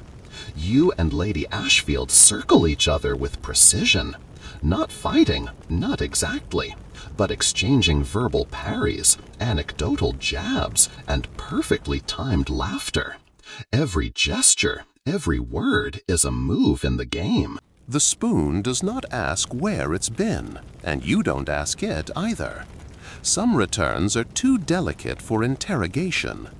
Instead, you spend the following morning in quiet domesticity, the kind that involves polishing brass buttons you have no intention of using and alphabetizing a spice rack that has been functionally chaotic since the Crimean War. Your spoon, now safely nestled back in your hat, watches from its perch like a sleepy cat on a windowsill, alert in theory, utterly unbothered in practice. You don't expect a visitor, certainly not one wearing a cravat the color of milk gone slightly philosophical. But at precisely 11:30, there is a knock at your door. Not timid, not brash, just confident enough to make the floorboards straighten their backs. You answer with a raised eyebrow. He responds with a smile and a brief bow. "Apologies," he says, "but I believe we may be on opposite sides of a small legal disagreement." This is not the sort of sentence one expects before tea. He introduces himself as Mr. Linwood, barrister, occasional fencing coach, and newly appointed advocate for a parliamentary subcommittee concerned with unconventional hatwear. You blink. "The matter," he says delicately, "concerns spoons." Of course it does. He's holding a folder. It's thick. There's a red ribbon wrapped around it like someone tried to turn bureaucracy into a Christmas gift. You invite him in. Over tea, which he stirs with a spoon from his own coat pocket, polished, narrow, offensively uninspired, he explains. Several city officials, it seems, have raised concerns about the increasing density, unpredictability, and communicative subtext of spoon-wearing in public. There's been talk of legislation, limits, registry systems, perhaps a ban. You nearly spit your tea. "Banning spoons, you ask, in hats?" Mr. Linwood sighs. Technically, the language refers to unlicensed, unregulated ornamental utensils displayed upon the person above shoulder height for purposes non-nutritional. You stare at him. That's the best they could come up with? They debated for 6 hours over non-nutritional. He shakes his head. One gentleman insisted all spoons were inherently edible, spiritually speaking. You resist the urge to laugh. Barely. Mr. Linwood explains that before any such rule can be proposed in earnest, public consultations must occur. Statements must be collected, examples documented, which is, it seems, why he's here. You've been identified, he says carefully, as a prominent figure in the ornamental spoon community. You nod slowly. And they sent you? He grimaces. I drew the short spoon. You consider, then rise. From your cabinet you retrieve a box. It's lined with velvet. Inside, 17 spoons, all different. One collapses into a brooch. One was blessed by a bishop with questionable credentials. One smells faintly of cinnamon and revolution. You set them gently on the table. I won't apologize, you say, for taking my tea with symbolism. Mr. Linwood blinks, then laughs. I'm not here to confiscate anything, he says. Frankly, I think the whole thing is ridiculous. But I am required to gather examples of public spoon symbolism, its meanings, its uses, perhaps even its moods. Moods, you echo? He nods. There's a footnote. It references aggressive glinting. You pause. Then, solemnly, lift your current hat, allowing your recently recovered spoon to catch the light with exactly the kind of slow, pointed gleam that would make a bureaucrat rethink his entire career. Mr. Linwood jots something in his notebook. The interview lasts nearly an hour. You show him the spoon Eliza carved for you, the twin that traveled by laundry hem, the one you once used to silence a man who called you charming while explaining what a globe was. You even show him the spoon that once hummed when nutmeg. He listens carefully, takes notes, occasionally raises his eyebrows. Once he leans in and murmurs, "That one's vibrating." You nod. Ignore it. It gets political. By the time he stands to leave, the fog has lifted, and the spoon on your hat seems, somehow, prouder. Mr. Linwood thanks you. Pauses at the door. I've never met anyone like you, he smiles. That's because we're usually disguised as school teachers. You would think that after an attempted spoon regulation law, things might settle. But spoons, once noticed, tend to stir more than tea. Today, however, you are not a witness or an icon. Today, you are simply a breakfast guest. The suffragettes have invited you, not to a protest or a rally, but to porridge, which is exactly as serious as it sounds. You've been summoned via a note tied to a lemon, which read, "Please bring a spoon of character. Oats at 9. Discussion optional. M." You know who M is. Everyone does. Margaret Clenham. Hat like a battleship, voice like a hymn with sharp elbows. She once won a debate simply by blinking at a magistrate for 27 seconds. She's terrifying and fond of cardamom. So, of course, you arrive early. The flat is small, tucked above a bookbinder's shop that smells of glue, dust, and quiet revolution. You climb the steps, hat tilted, spoon in place, pewter, long-handled, plain, save for a single line etched into the bowl. I believe you. You've never used it in company before. It feels correct today. Margaret opens the door, wearing a dressing gown that looks like it once belonged to a Hungarian opera singer and now moonlights as a banner. She waves you in with a spoon the size of a garden trowel and points to the kettle. Tea's nearly ready. Mind the dog. He's a feminist. The dog, a dignified spaniel with one eyebrow permanently raised, grunts as you pass.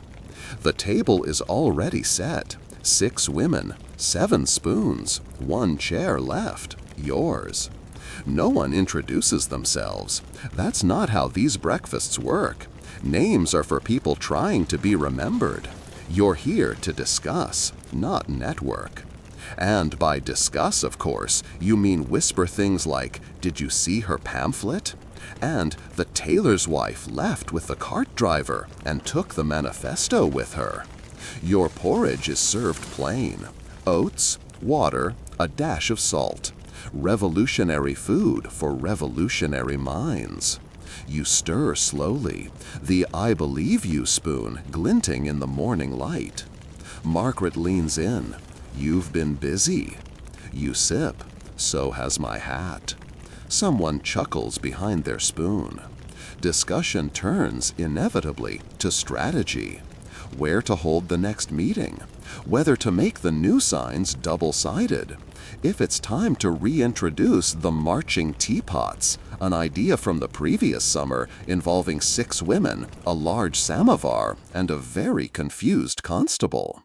You speak little, but listen deeply. This is not a gathering for noise. It is one for sharpening. Someone pulls out a folded letter, reads aloud. "If we can't sit at the table, we'll bring our own chairs and cutlery." Applause, light and firm. Margaret raises her spoon in a silent toast. Historians still debate whether the suffrage movement used actual spoons in symbolic protest, or whether stories like these were later inventions, metaphors for persistence, for gentleness paired with steel. But what the archives don't show is what happens next. Margaret turns to you and says, "We'd like you to write something." You pause mid-chew. "Nothing grand," she adds, "just a small piece for the Weekly Whisk. Quiet, sharp, something about hats, perhaps." The Weekly Whisk is an unofficial pamphlet, read in corners, passed like contraband, full of essays disguised as recipes and poems that can double as marching songs. You nod. "How many words?" Margaret shrugs. "However many fit on the back of a dry goods receipt." You finish your porridge, lay your spoon down carefully, and promise to write something that folds neatly and stirs deeply. The meeting dissolves slowly, like sugar in tea. Women collect their coats, adjust their hats. One swaps a spoon, a short brass one with a wobbly handle, for another with a carved spiral. No one speaks of it, but you all see. Outside, the world is its usual indifferent self. Horses pass. A child cries about jam. A man sells newspapers with headlines that miss the point entirely. You walk home not with fire in your chest, but something better. Coals, the kind that last. Back at your desk, you turn over a grocer's. You don't go out the next day. Not because of weather, though it does rain, of course, but because the flat is finally quiet enough to think. You have the house to yourself, save for the faint rustle of paper, the occasional creak from the floorboard under the kettle, and the clock that insists it is always 20 minutes to something.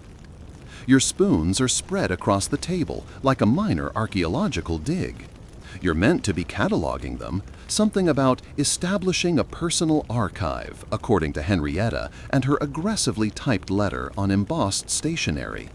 But instead, you find yourself tracing their handles, one by one, like a palm reader who's forgotten what hands look like. There's the morning spoon, edged in jet beads. The collapsible mischief spoon, still slightly sticky from its visit to the sweets market. The soup ladle you borrowed from the nun, and then forgot to return after she fled to Wales with a barrel organist and a manifesto. Each has weight and story and mood. You hold one to your ear and hear nothing, but it's the kind of nothing that feels full. Eventually, you turn to a small, forgotten box tucked at the corner of your shelf. Inside, the one you never wear. The first one, bent, dulled from years of being dropped into tins, teacups, and possibly once a chamber pot. No inscriptions, no clever tricks. Just a simple teaspoon with a dent near the rim from where you once used it to pry open a jam jar during a storm. You hold it now and remember, not a moment exactly, but a time, when you didn't own hats with secret stitching, or know the rules of lady collectors, or stir porridge with quiet declarations, when a spoon was simply what you carried so you wouldn't need to ask for one. You put it in your pocket and leave the rest where they are. You walk hatless into the gray morning, no destination, just your coat, your boots, and the spoon. The city is quieter on days like this, less about spectacle, more about function. You pass bakers loading yesterday's bread into baskets, children jumping over puddles in ways that suggest immortality, and a woman who pauses, notices the spoon in your hand, and simply nods. You nod back. There's a tiny cafe near the bridge, one of those places that pretends to be indifferent but serves the best buttered toast within a 2-mile radius. You settle into the back corner, order tea, slide the old spoon onto the saucer. The waitress raises an eyebrow. Bringing your own today? Always. She pours. It's a good one, worn in, knows how to listen. The tea is hot, strong, unapologetic, the kind you drink when you're deciding something. You stir slowly. The spoon swirls in lazy circles, catching flecks of light from the window. You sip. The tea tastes better with it. Not sweeter, just more certain. A man across the cafe coughed pointedly, the kind of sound that means I am about to say something inadvisable. You glance up. He gestures to your spoon. Didn't know that was fashionable again. You reply, it never stopped. He nods, clearly unsure what that means, but unwilling to ask further. You finish your tea, leave the saucer spotless. When you rise, you tuck the spoon back into your coat. As you leave, the bell above the cafe door jingles once, softly, like a thought that's not quite ready to become a sentence. Historians still argue whether spoon carrying was a fashion trend, a coded language, or merely the result of too many understocked tea services in polite society. They cite letters, anecdotes, occasional paintings. They analyze metals and patterns and speculate about class, resistance, and symbolism. What they never mention, what no record captures, is this: that sometimes a woman walks through her city on a quiet morning carrying a single, unremarkable spoon, and feels completely, quietly, gloriously prepared. You wake to sunlight, actual, unapologetic sunlight, spilling through the curtains like a guest who forgot to knock. The kind that makes your floorboards glow and your spoons gleam where they sit, waiting to be chosen. Today, you choose the traveling spoon. Long-handled, dull bronze. A looped hole at the end of its handle where a ribbon once was, now frayed and faded. It was designed apparently for picnics, but history being what it is, it's done more eavesdropping than eating. You're headed to the millinery shop, not for a new hat, but for something far more delicate, repairs. A small tear in the lining of your favorite hat, right where the inner stitching meets the spoon slot. You stitched it once by hand, of course, but it started to come undone, and you know better than to test the integrity of a garment holding historical metal on a windy bridge. The shop is quiet today. The bell rings the way it always does, softly, once for arrival, twice if it's someone interesting. You only ring once. Inside, bolts of fabric stand like patient guests. Feathers twitch in drawers. And behind the counter is Una, the milliner, seamstress, and unofficial patron saint of female eccentricity. She eyes your hat, lifts it carefully from your hands, and squints at the stitching. "You've been leaning," she says, as though accusing you of poor posture or criminal fondness for cheese scones. "Only during committee meetings." She nods, accepts this as sufficient explanation, and begins to work. As she threads her needle, you glance around the shop. On the far wall, a shelf lined with hat bands and spare ribbons. At the very top, a row of tiny drawers labeled in looping script. One reads, "Spare spoons." You smile. That drawer still in use, you ask? Una doesn't look up. Only on Tuesdays and before duels. You're halfway through a reply involving lemon curd and a garden fork when a customer enters. Younger, nervous, holding a hat like it might detonate. Una gives you a look, one of those slow blinks that says, "Stay, watch this." The young woman steps forward. I need a hat that says something." Una doesn't flinch. What sort of something? The woman hesitates, then, barely above a whisper, "That I know what I'm doing, even when I don't." Ah, one of those hats. Not for decoration, for declaration. Una nods once, turns to the shelf, and selects a shape.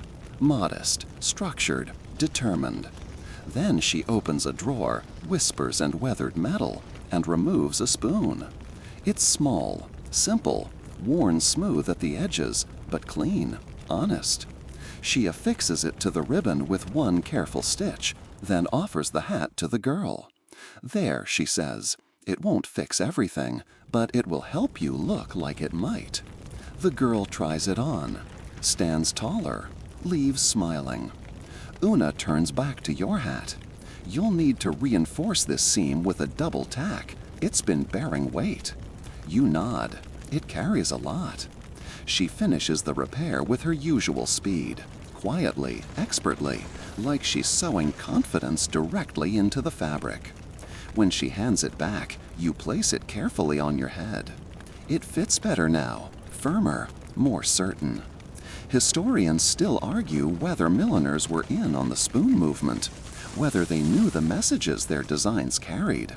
Some claim it was all customer preference. Others argue the shopkeepers were co-conspirators, guardians of the quiet rebellion that moved with the rhythm of hat pins and feather trims. They debate, as historians do. But you've seen Una's drawer labeled "Emergencies." You leave with a thank you, a wink, and a new scrap of thread tucked in your pocket, just in case, she says. Outside, the streets are wide with sunshine. You walk past the grocer, the locksmith, the woman who sells peppermints shaped like exclamation points. You pass a man who tips his hat and glances at your spoon, then quickly away. You let him. The air is warm. The breeze is just enough to test the integrity of your stitching, but not enough to challenge it. Your hat stays steady. Your spoon stays quiet. And for the first time all week, the city feels like it's walking with you. The first time you hear the term spoon visor, you assume someone is joking. It's over lunch, naturally, nothing too grand. Just buttered potatoes, a pickled onion or two, and a pleasant conversation with Mr. Thistleton, the man who runs the repair shop next to the post office. He repairs clocks, combs, and occasionally reputations. You share a wall, and apparently now you share news. "There's a man selling collapsible spoon hat hybrids," he says, spooning mustard onto his sandwich like he's not saying anything remarkable. "Claims they're aerodynamic." You pause mid-bite. "Aerodynamic?" He nods, chews, swallows. "For windy rooftops." He calls them spoon visors, trademark pending. And there it is. You try not to laugh, fail immediately. Your tea nearly escapes through your nose. But still, you're curious. After lunch, you wander to the market square, where, sure enough, a small crowd has gathered around a man with a cart, a top hat, and the energy of someone who once sold soap that wasn't entirely soap. He wears 3 hats at once, stacked like some kind of millinery totem pole, and each features a different model of what he proudly announces as the new Spoon Visor 3000. His pitch is enthusiastic, if slightly incoherent. Not only shields your eyes from sun and social faux pas, but doubles as a portable utensil, emergency bookmark, and, if necessary, polite weapon. He demonstrates by removing one, flicking a hidden hinge, and transforming the brim spoon into what is, quite genuinely, a functioning ladle. The crowd applauds, a woman gasps, a child faints, though that might be from heat or pure admiration. You approach cautiously. Are they comfortable, you ask? The man beams, as a cloud wrapped in compliments. You try one on. It is not comfortable. The mechanism digs into your temple, the balance is all wrong, and the spoon wobbles when you walk. But there is something endearingly sincere about it. You take it off, gently, hand it back with a smile. It's inventive. He bows. That's all I ask. Later, at tea with Henrietta, you describe the encounter. She listens with her usual composed expression, then reaches into her sewing basket and retrieves a folded flyer. It reads, "Society for the Prevention of Spoon Misuse. Quarterly meeting. This Friday. BYO Cutlery." You raise an eyebrow. There's a society for that? She shrugs. Of course. Every movement gets its purists. And so, out of sheer curiosity and a growing sense of anthropological duty, you attend.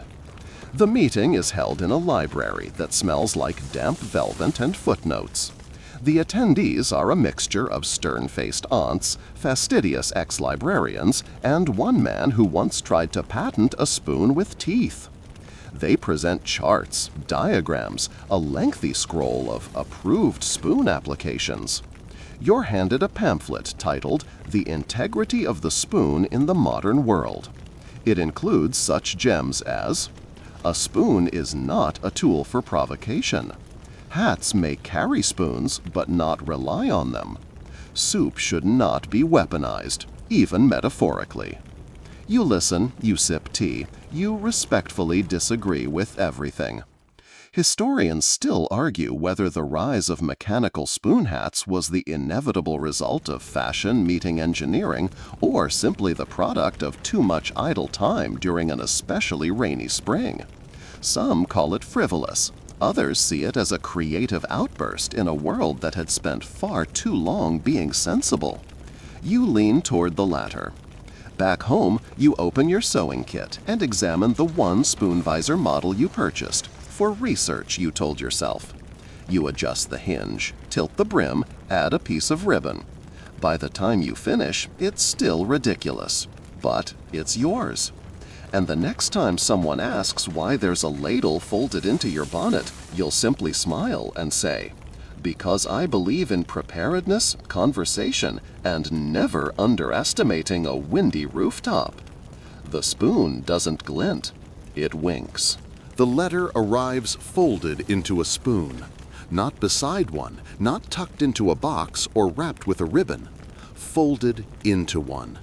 It's a slim silver spoon, polished to a mirror and bent into a soft spiral, like the first twist of a question. Pressed along its curve is a strip of parchment, words barely visible until you warm the metal over candlelight. The whole thing is delivered in a plain brown envelope, sealed with wax a color of dried lavender. You recognize the handwriting at once. Fern Cavendish. You haven't heard from Fern in years, not since the corset registry scandal or the regrettable incident with the misprinted anti-taxation bonnets. She was a brilliant mess of a person, equal parts poet, smuggler, and occasional travel agent for women who needed to disappear for the summer. The letter reads, "East Platform, 2 days' time. Dress simply. Avoid hats that speak too loudly. You may be followed. Bring something small to trade. F." You exhale. Sit back. Consider your options. They're all obvious. You're going.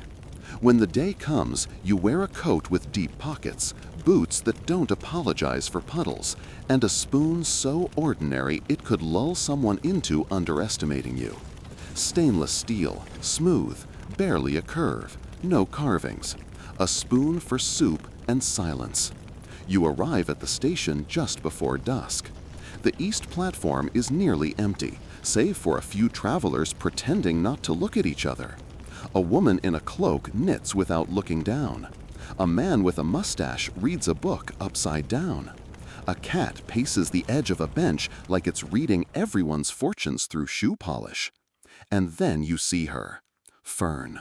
She hasn't changed much, still dresses like a librarian from a slightly magical country, still wears shoes that look like they have secrets. Her hat is modest. Her spoon, if present, is hidden. You sit beside her without speaking. She hands you a tin. Inside, sugar cubes, each one wrapped in paper. You've heard of the spoon smugglers, she says, but did you know they sometimes traded in sweetness? You hadn't. The paper-wrapped cubes each contain something. A phrase, a recipe, a stanza, a warning. They're tucked into tea services and sugar bowls, passed hand to hand. No one suspects the sugar. One cube reads, "Tell Henrietta the dog knows." Another, "There will be rain on the third Tuesday. Wear boots." A third simply says, "Take the train, bring the spoon." Which train, you ask? Fern shrugs. Whichever one you don't usually take. She opens her satchel and shows you her collection. Spoons, yes, but not ordinary ones. Flat spoons, broad spoons, travel spoons shaped like birds. Each engraved, not with names, but with destinations. One says Berlin, another Cairo. One simply reads South. They're maps, she says. You just have to know how to read them. Historians still argue whether spoon smugglers ever operated actual routes or if these stories are elaborate metaphors for emotional journeys and midlife crises. But those who've received one of Fern's parcels don't usually debate. They nod. They stir their tea with care. You hand her your spoon, the ordinary one. She smiles. Perfect. In return, she gives you a letter, folded, blank on the outside. Inside, it reads, "You've come farther than you think, but not far enough. West platform, 3 days. Bring gloves." The train whistles. She stands. "I'm not boarding," she says. "You are." And just like that, she's gone, folded into the dusk, like someone who's always been part of it. You sit alone for a moment. Then, without quite deciding, you rise. The train waits. The door opens. You step in. Not because you know where it's going, but because Fern gave you a sugar cube that said, "Trust yourself, even when you're ridiculous." And you do. The train hums. Your spoon rests in your pocket, ordinary and powerful. Somewhere, far from here, a woman stirs tea with a message she hasn't read yet, and smiles. The train does not ask where you are going. It simply goes. It pulls you gently away from the platform, away from everything that made the last week seem almost plausible. Committee breakfasts, spoon visors, and sugar cubes full of riddles. The whistle sounds once, long and soft, and the city slips past your window like a rumor headed somewhere else. Inside the carriage, all is quiet. You are alone, save for a single gentleman who appears to be sleeping with his eyes slightly open. His hat has no spoon. This gives you an unreasonable sense of superiority. You settle into your seat, coat folded beside you, spoon in your lap. Not Eliza's, not the traveling one. A different spoon entirely. Short, stubby, made of cherry wood. It has no decoration, but its bowl is deep, as if it were carved to hold something heavier than broth. You've never used it until now. The rhythm of the tracks is meditative, soothing. You find yourself remembering the stories passed through tea shops and sewing circles. Tales of women who used spoons not only to stir or signal, but to smuggle. Not information, not sugar. Seeds. You recall the whispers that in times of famine, in eras when women were denied land, denied voice, denied even the right to plant their own gardens, they carried seeds hidden in spoons. Dill, lavender, parsley for persistence, fennel for courage, and thyme for memory. Folded into the lining of hats, stirred quietly into the tea of visiting officials. planted in secret, in corners of rented courtyards, beside benches where no one looked. Historians still argue whether these seed-bearing spoons were ever real or simply wishful thinking, a bit of botanical fiction woven into the larger narrative of rebellion. But the evidence persists in the margins. Pressed sprigs between ledger pages, notes scrawled on drying racks, herb gardens that bloom out of season in unlikely places. You glance down at your cherrywood spoon and feel certain this one has carried time. The train slows. Not a station, a crossing perhaps, or a pause. The gentleman across from you stands, mutters something about needing to check the fog, and disappears into the next car. You remain, spoon still in hand. Then you notice it. Taped beneath your seat, a note. Plain paper, no seal, written in haste. Your next stop isn't yours. Pass through. Don't speak. Don't buy the soup. You reread it twice. You obey. The train pulls into a station so small it doesn't even bother pretending to matter.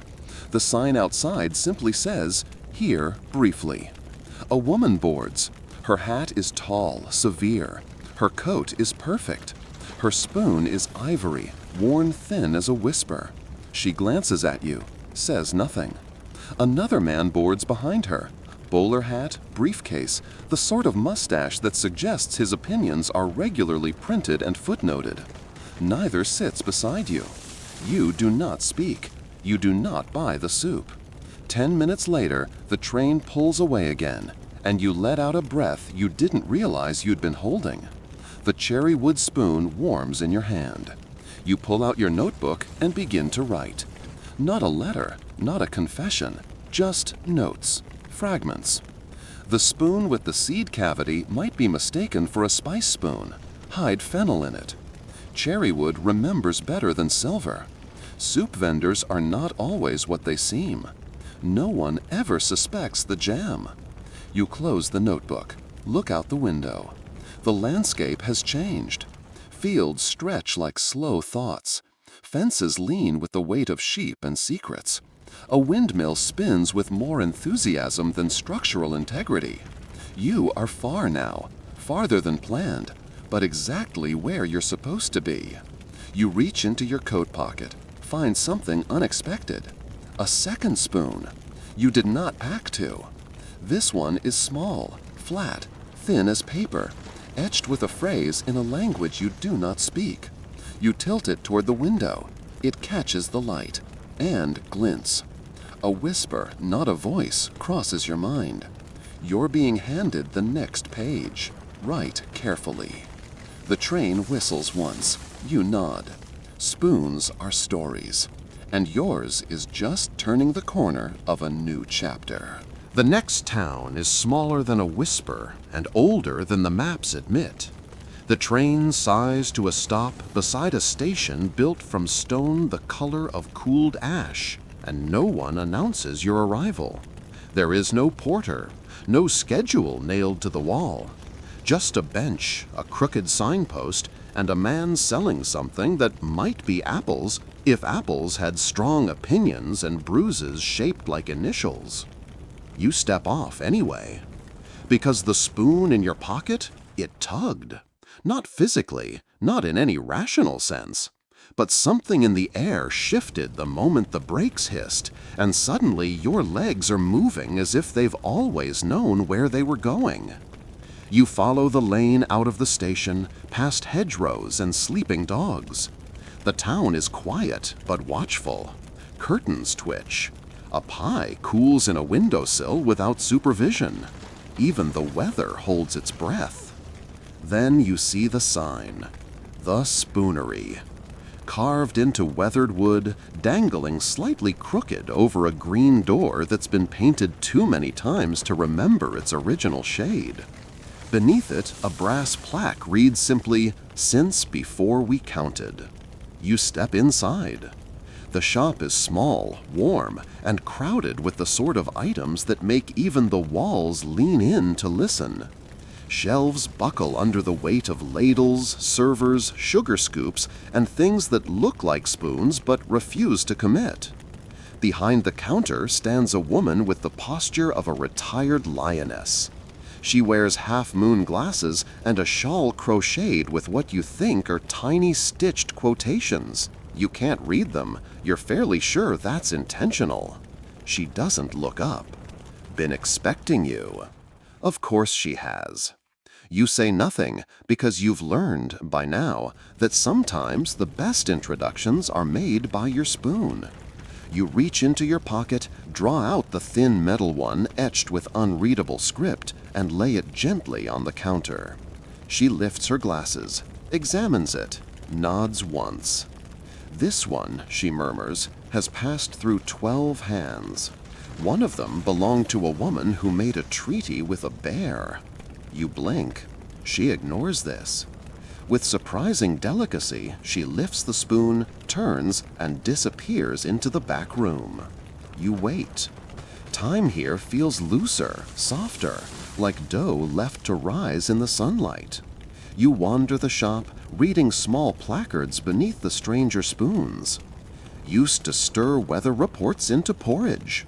Carved from lightning-struck wood, bitter aftertaste. No longer reliable, but handsome. Then she returns, holding a box. Inside, a spoon.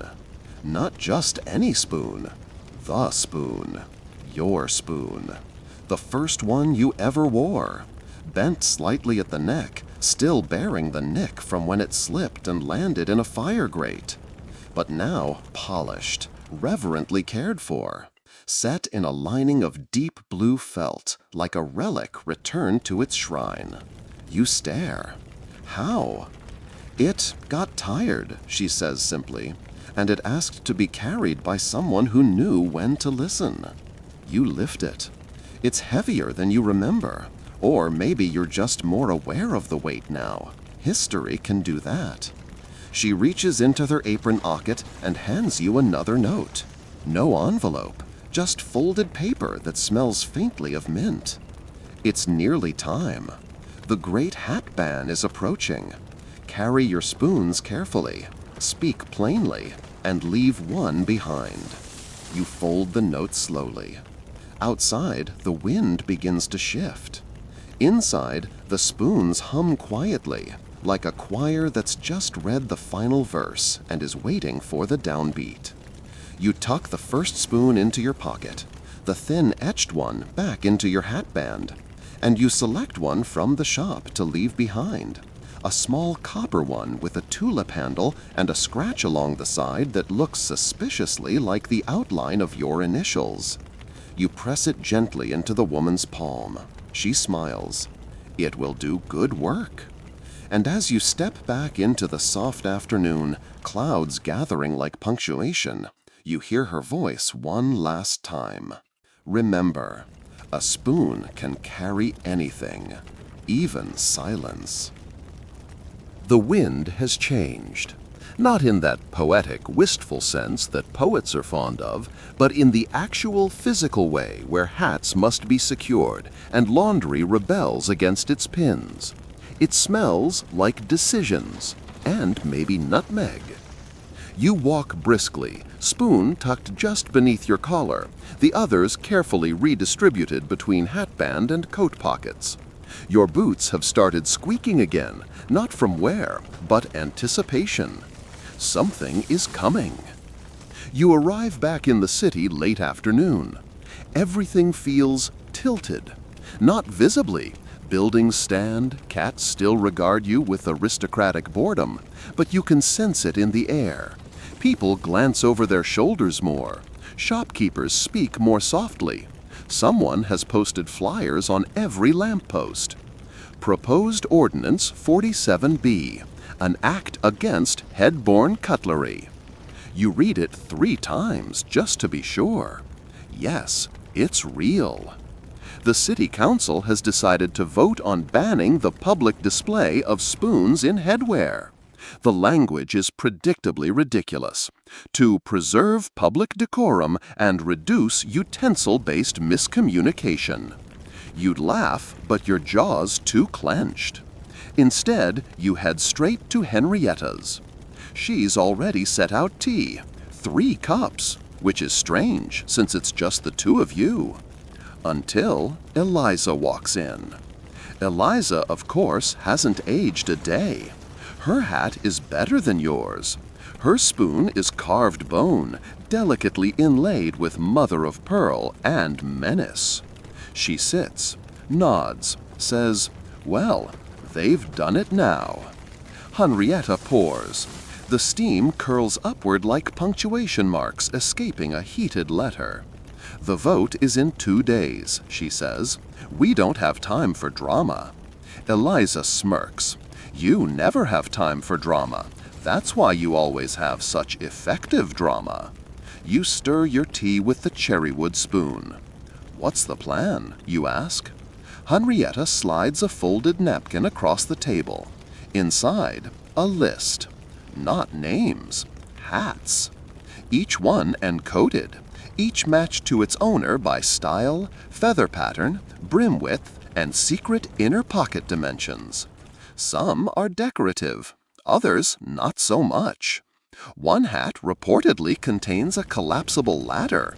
Another is said to play lullabies when tilted left. Yours, according to the list, is classified under subtle rebellion with storage. You beam. Accurate. Eliza refills her cup. "We'll meet at the statue, 8:30. If it rains, bring the decoy ribbons." "Do we have decoy ribbons?" you ask. Henrietta doesn't answer. She just opens a drawer marked Weather Contingencies. Inside, 12 ribbons, all red, all subtly different. You select one and wrap it around your hat. Eliza lifts her spoon to toast. "To the spoons. To the spoons," you echo.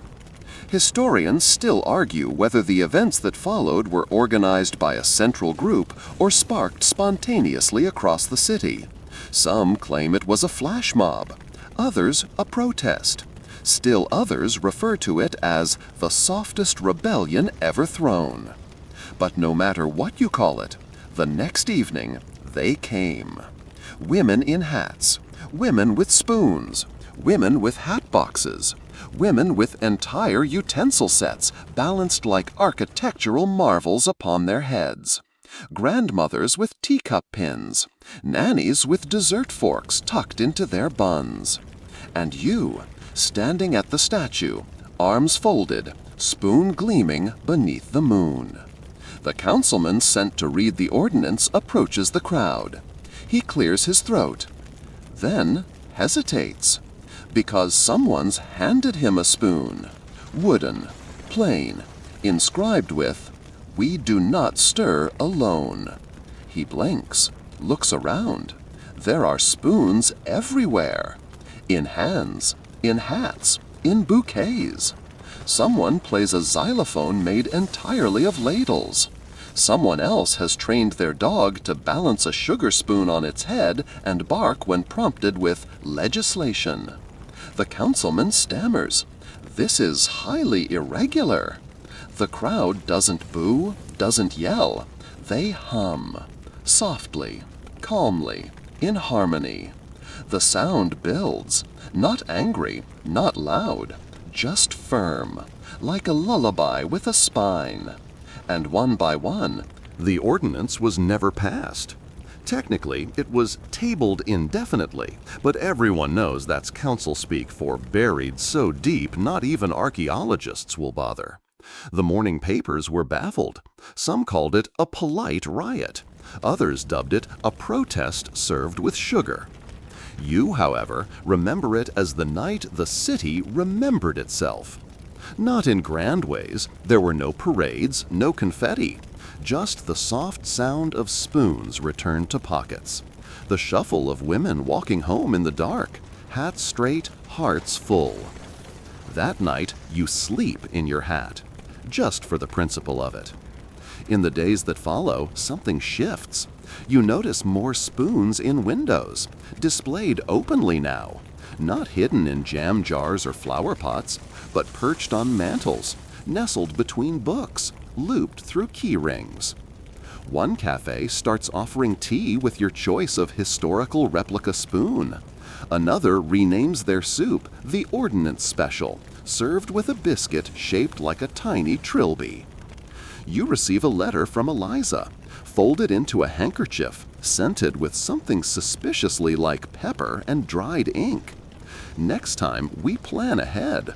I'm thinking coordinated hats with music boxes. There's no signature, just a pressed sprig of thyme. Henrietta shows up unannounced one morning with a hat box full of thank you notes and a spoon so finely carved it looks edible. She refuses to explain where it came from. "You'll know when you need it," she says. You hang it by the door, next to your walking stick and the umbrella that only works during apologies. As for your collection, it's grown. Not wildly, just one at a time. Each spoon earned, each one tucked into your coat or hat or heart, because it carries something important. A story, a reminder, a weight that makes you stand taller, not heavier. Historians still argue what the whole thing meant. Was it a feminist movement, a millenary conspiracy, a culinary metaphor that got terribly out of hand? Some call it symbolic. Others say it was just a phase. But they don't know what it's like to wear a hat that whispers. They weren't there when someone passed you a spoon at a funeral. They didn't see the child at the protest holding a carved wooden one with the word hope burned gently into the handle. They've never had their tea taste braver because of what stirred it. You have. And now, wherever you go, be it market, meeting, or quiet morning walk, you carry one. Not for defense, not for fashion, for readiness. And when people ask, because they always do, you just smile and say, "It's for the story and the soup, and maybe for remembering who I am." Because in the end, that's all a spoon ever really did. Held something and passed it on. The tea has cooled now. The candle's flicker is low, curling shadows like ribbon ends on the wall. Somewhere nearby, a clock forgets to chime, and the room lets out the softest of sighs. You sit still, hat set gently beside you, spoon in hand, not the heavy one, not the ceremonial one, just the small cherrywood piece, warm now from being held, smooth from memory. Outside, the wind has quieted. The rain that never really arrived is content to stay suggestion. A cat drifts across a ledge, tail trailing like a comma. You let yourself breathe a little slower. Let the story settle like tea leaves in the bottom of a cup. The world has always been full of noise, marches, declarations, footnotes. But sometimes it's the quiet rebellions, the spoons in hats, the sugar cubes with secrets, that write the softest, strongest lines in history. You carry yours still. Not just for soup, not even just for memory, but because in a world that forgets to whisper, you remember what it means to hold something gently. So lay your head down now. Let your thoughts clink softly into place, like teaspoons return to porcelain. Let the quiet gather. Let the candle burn low. And if you dream, let it be of silk hat linings, seed-laden spoons, and friends who pass you riddles folded into the steam of morning tea. Sleep well. Sweet dreams.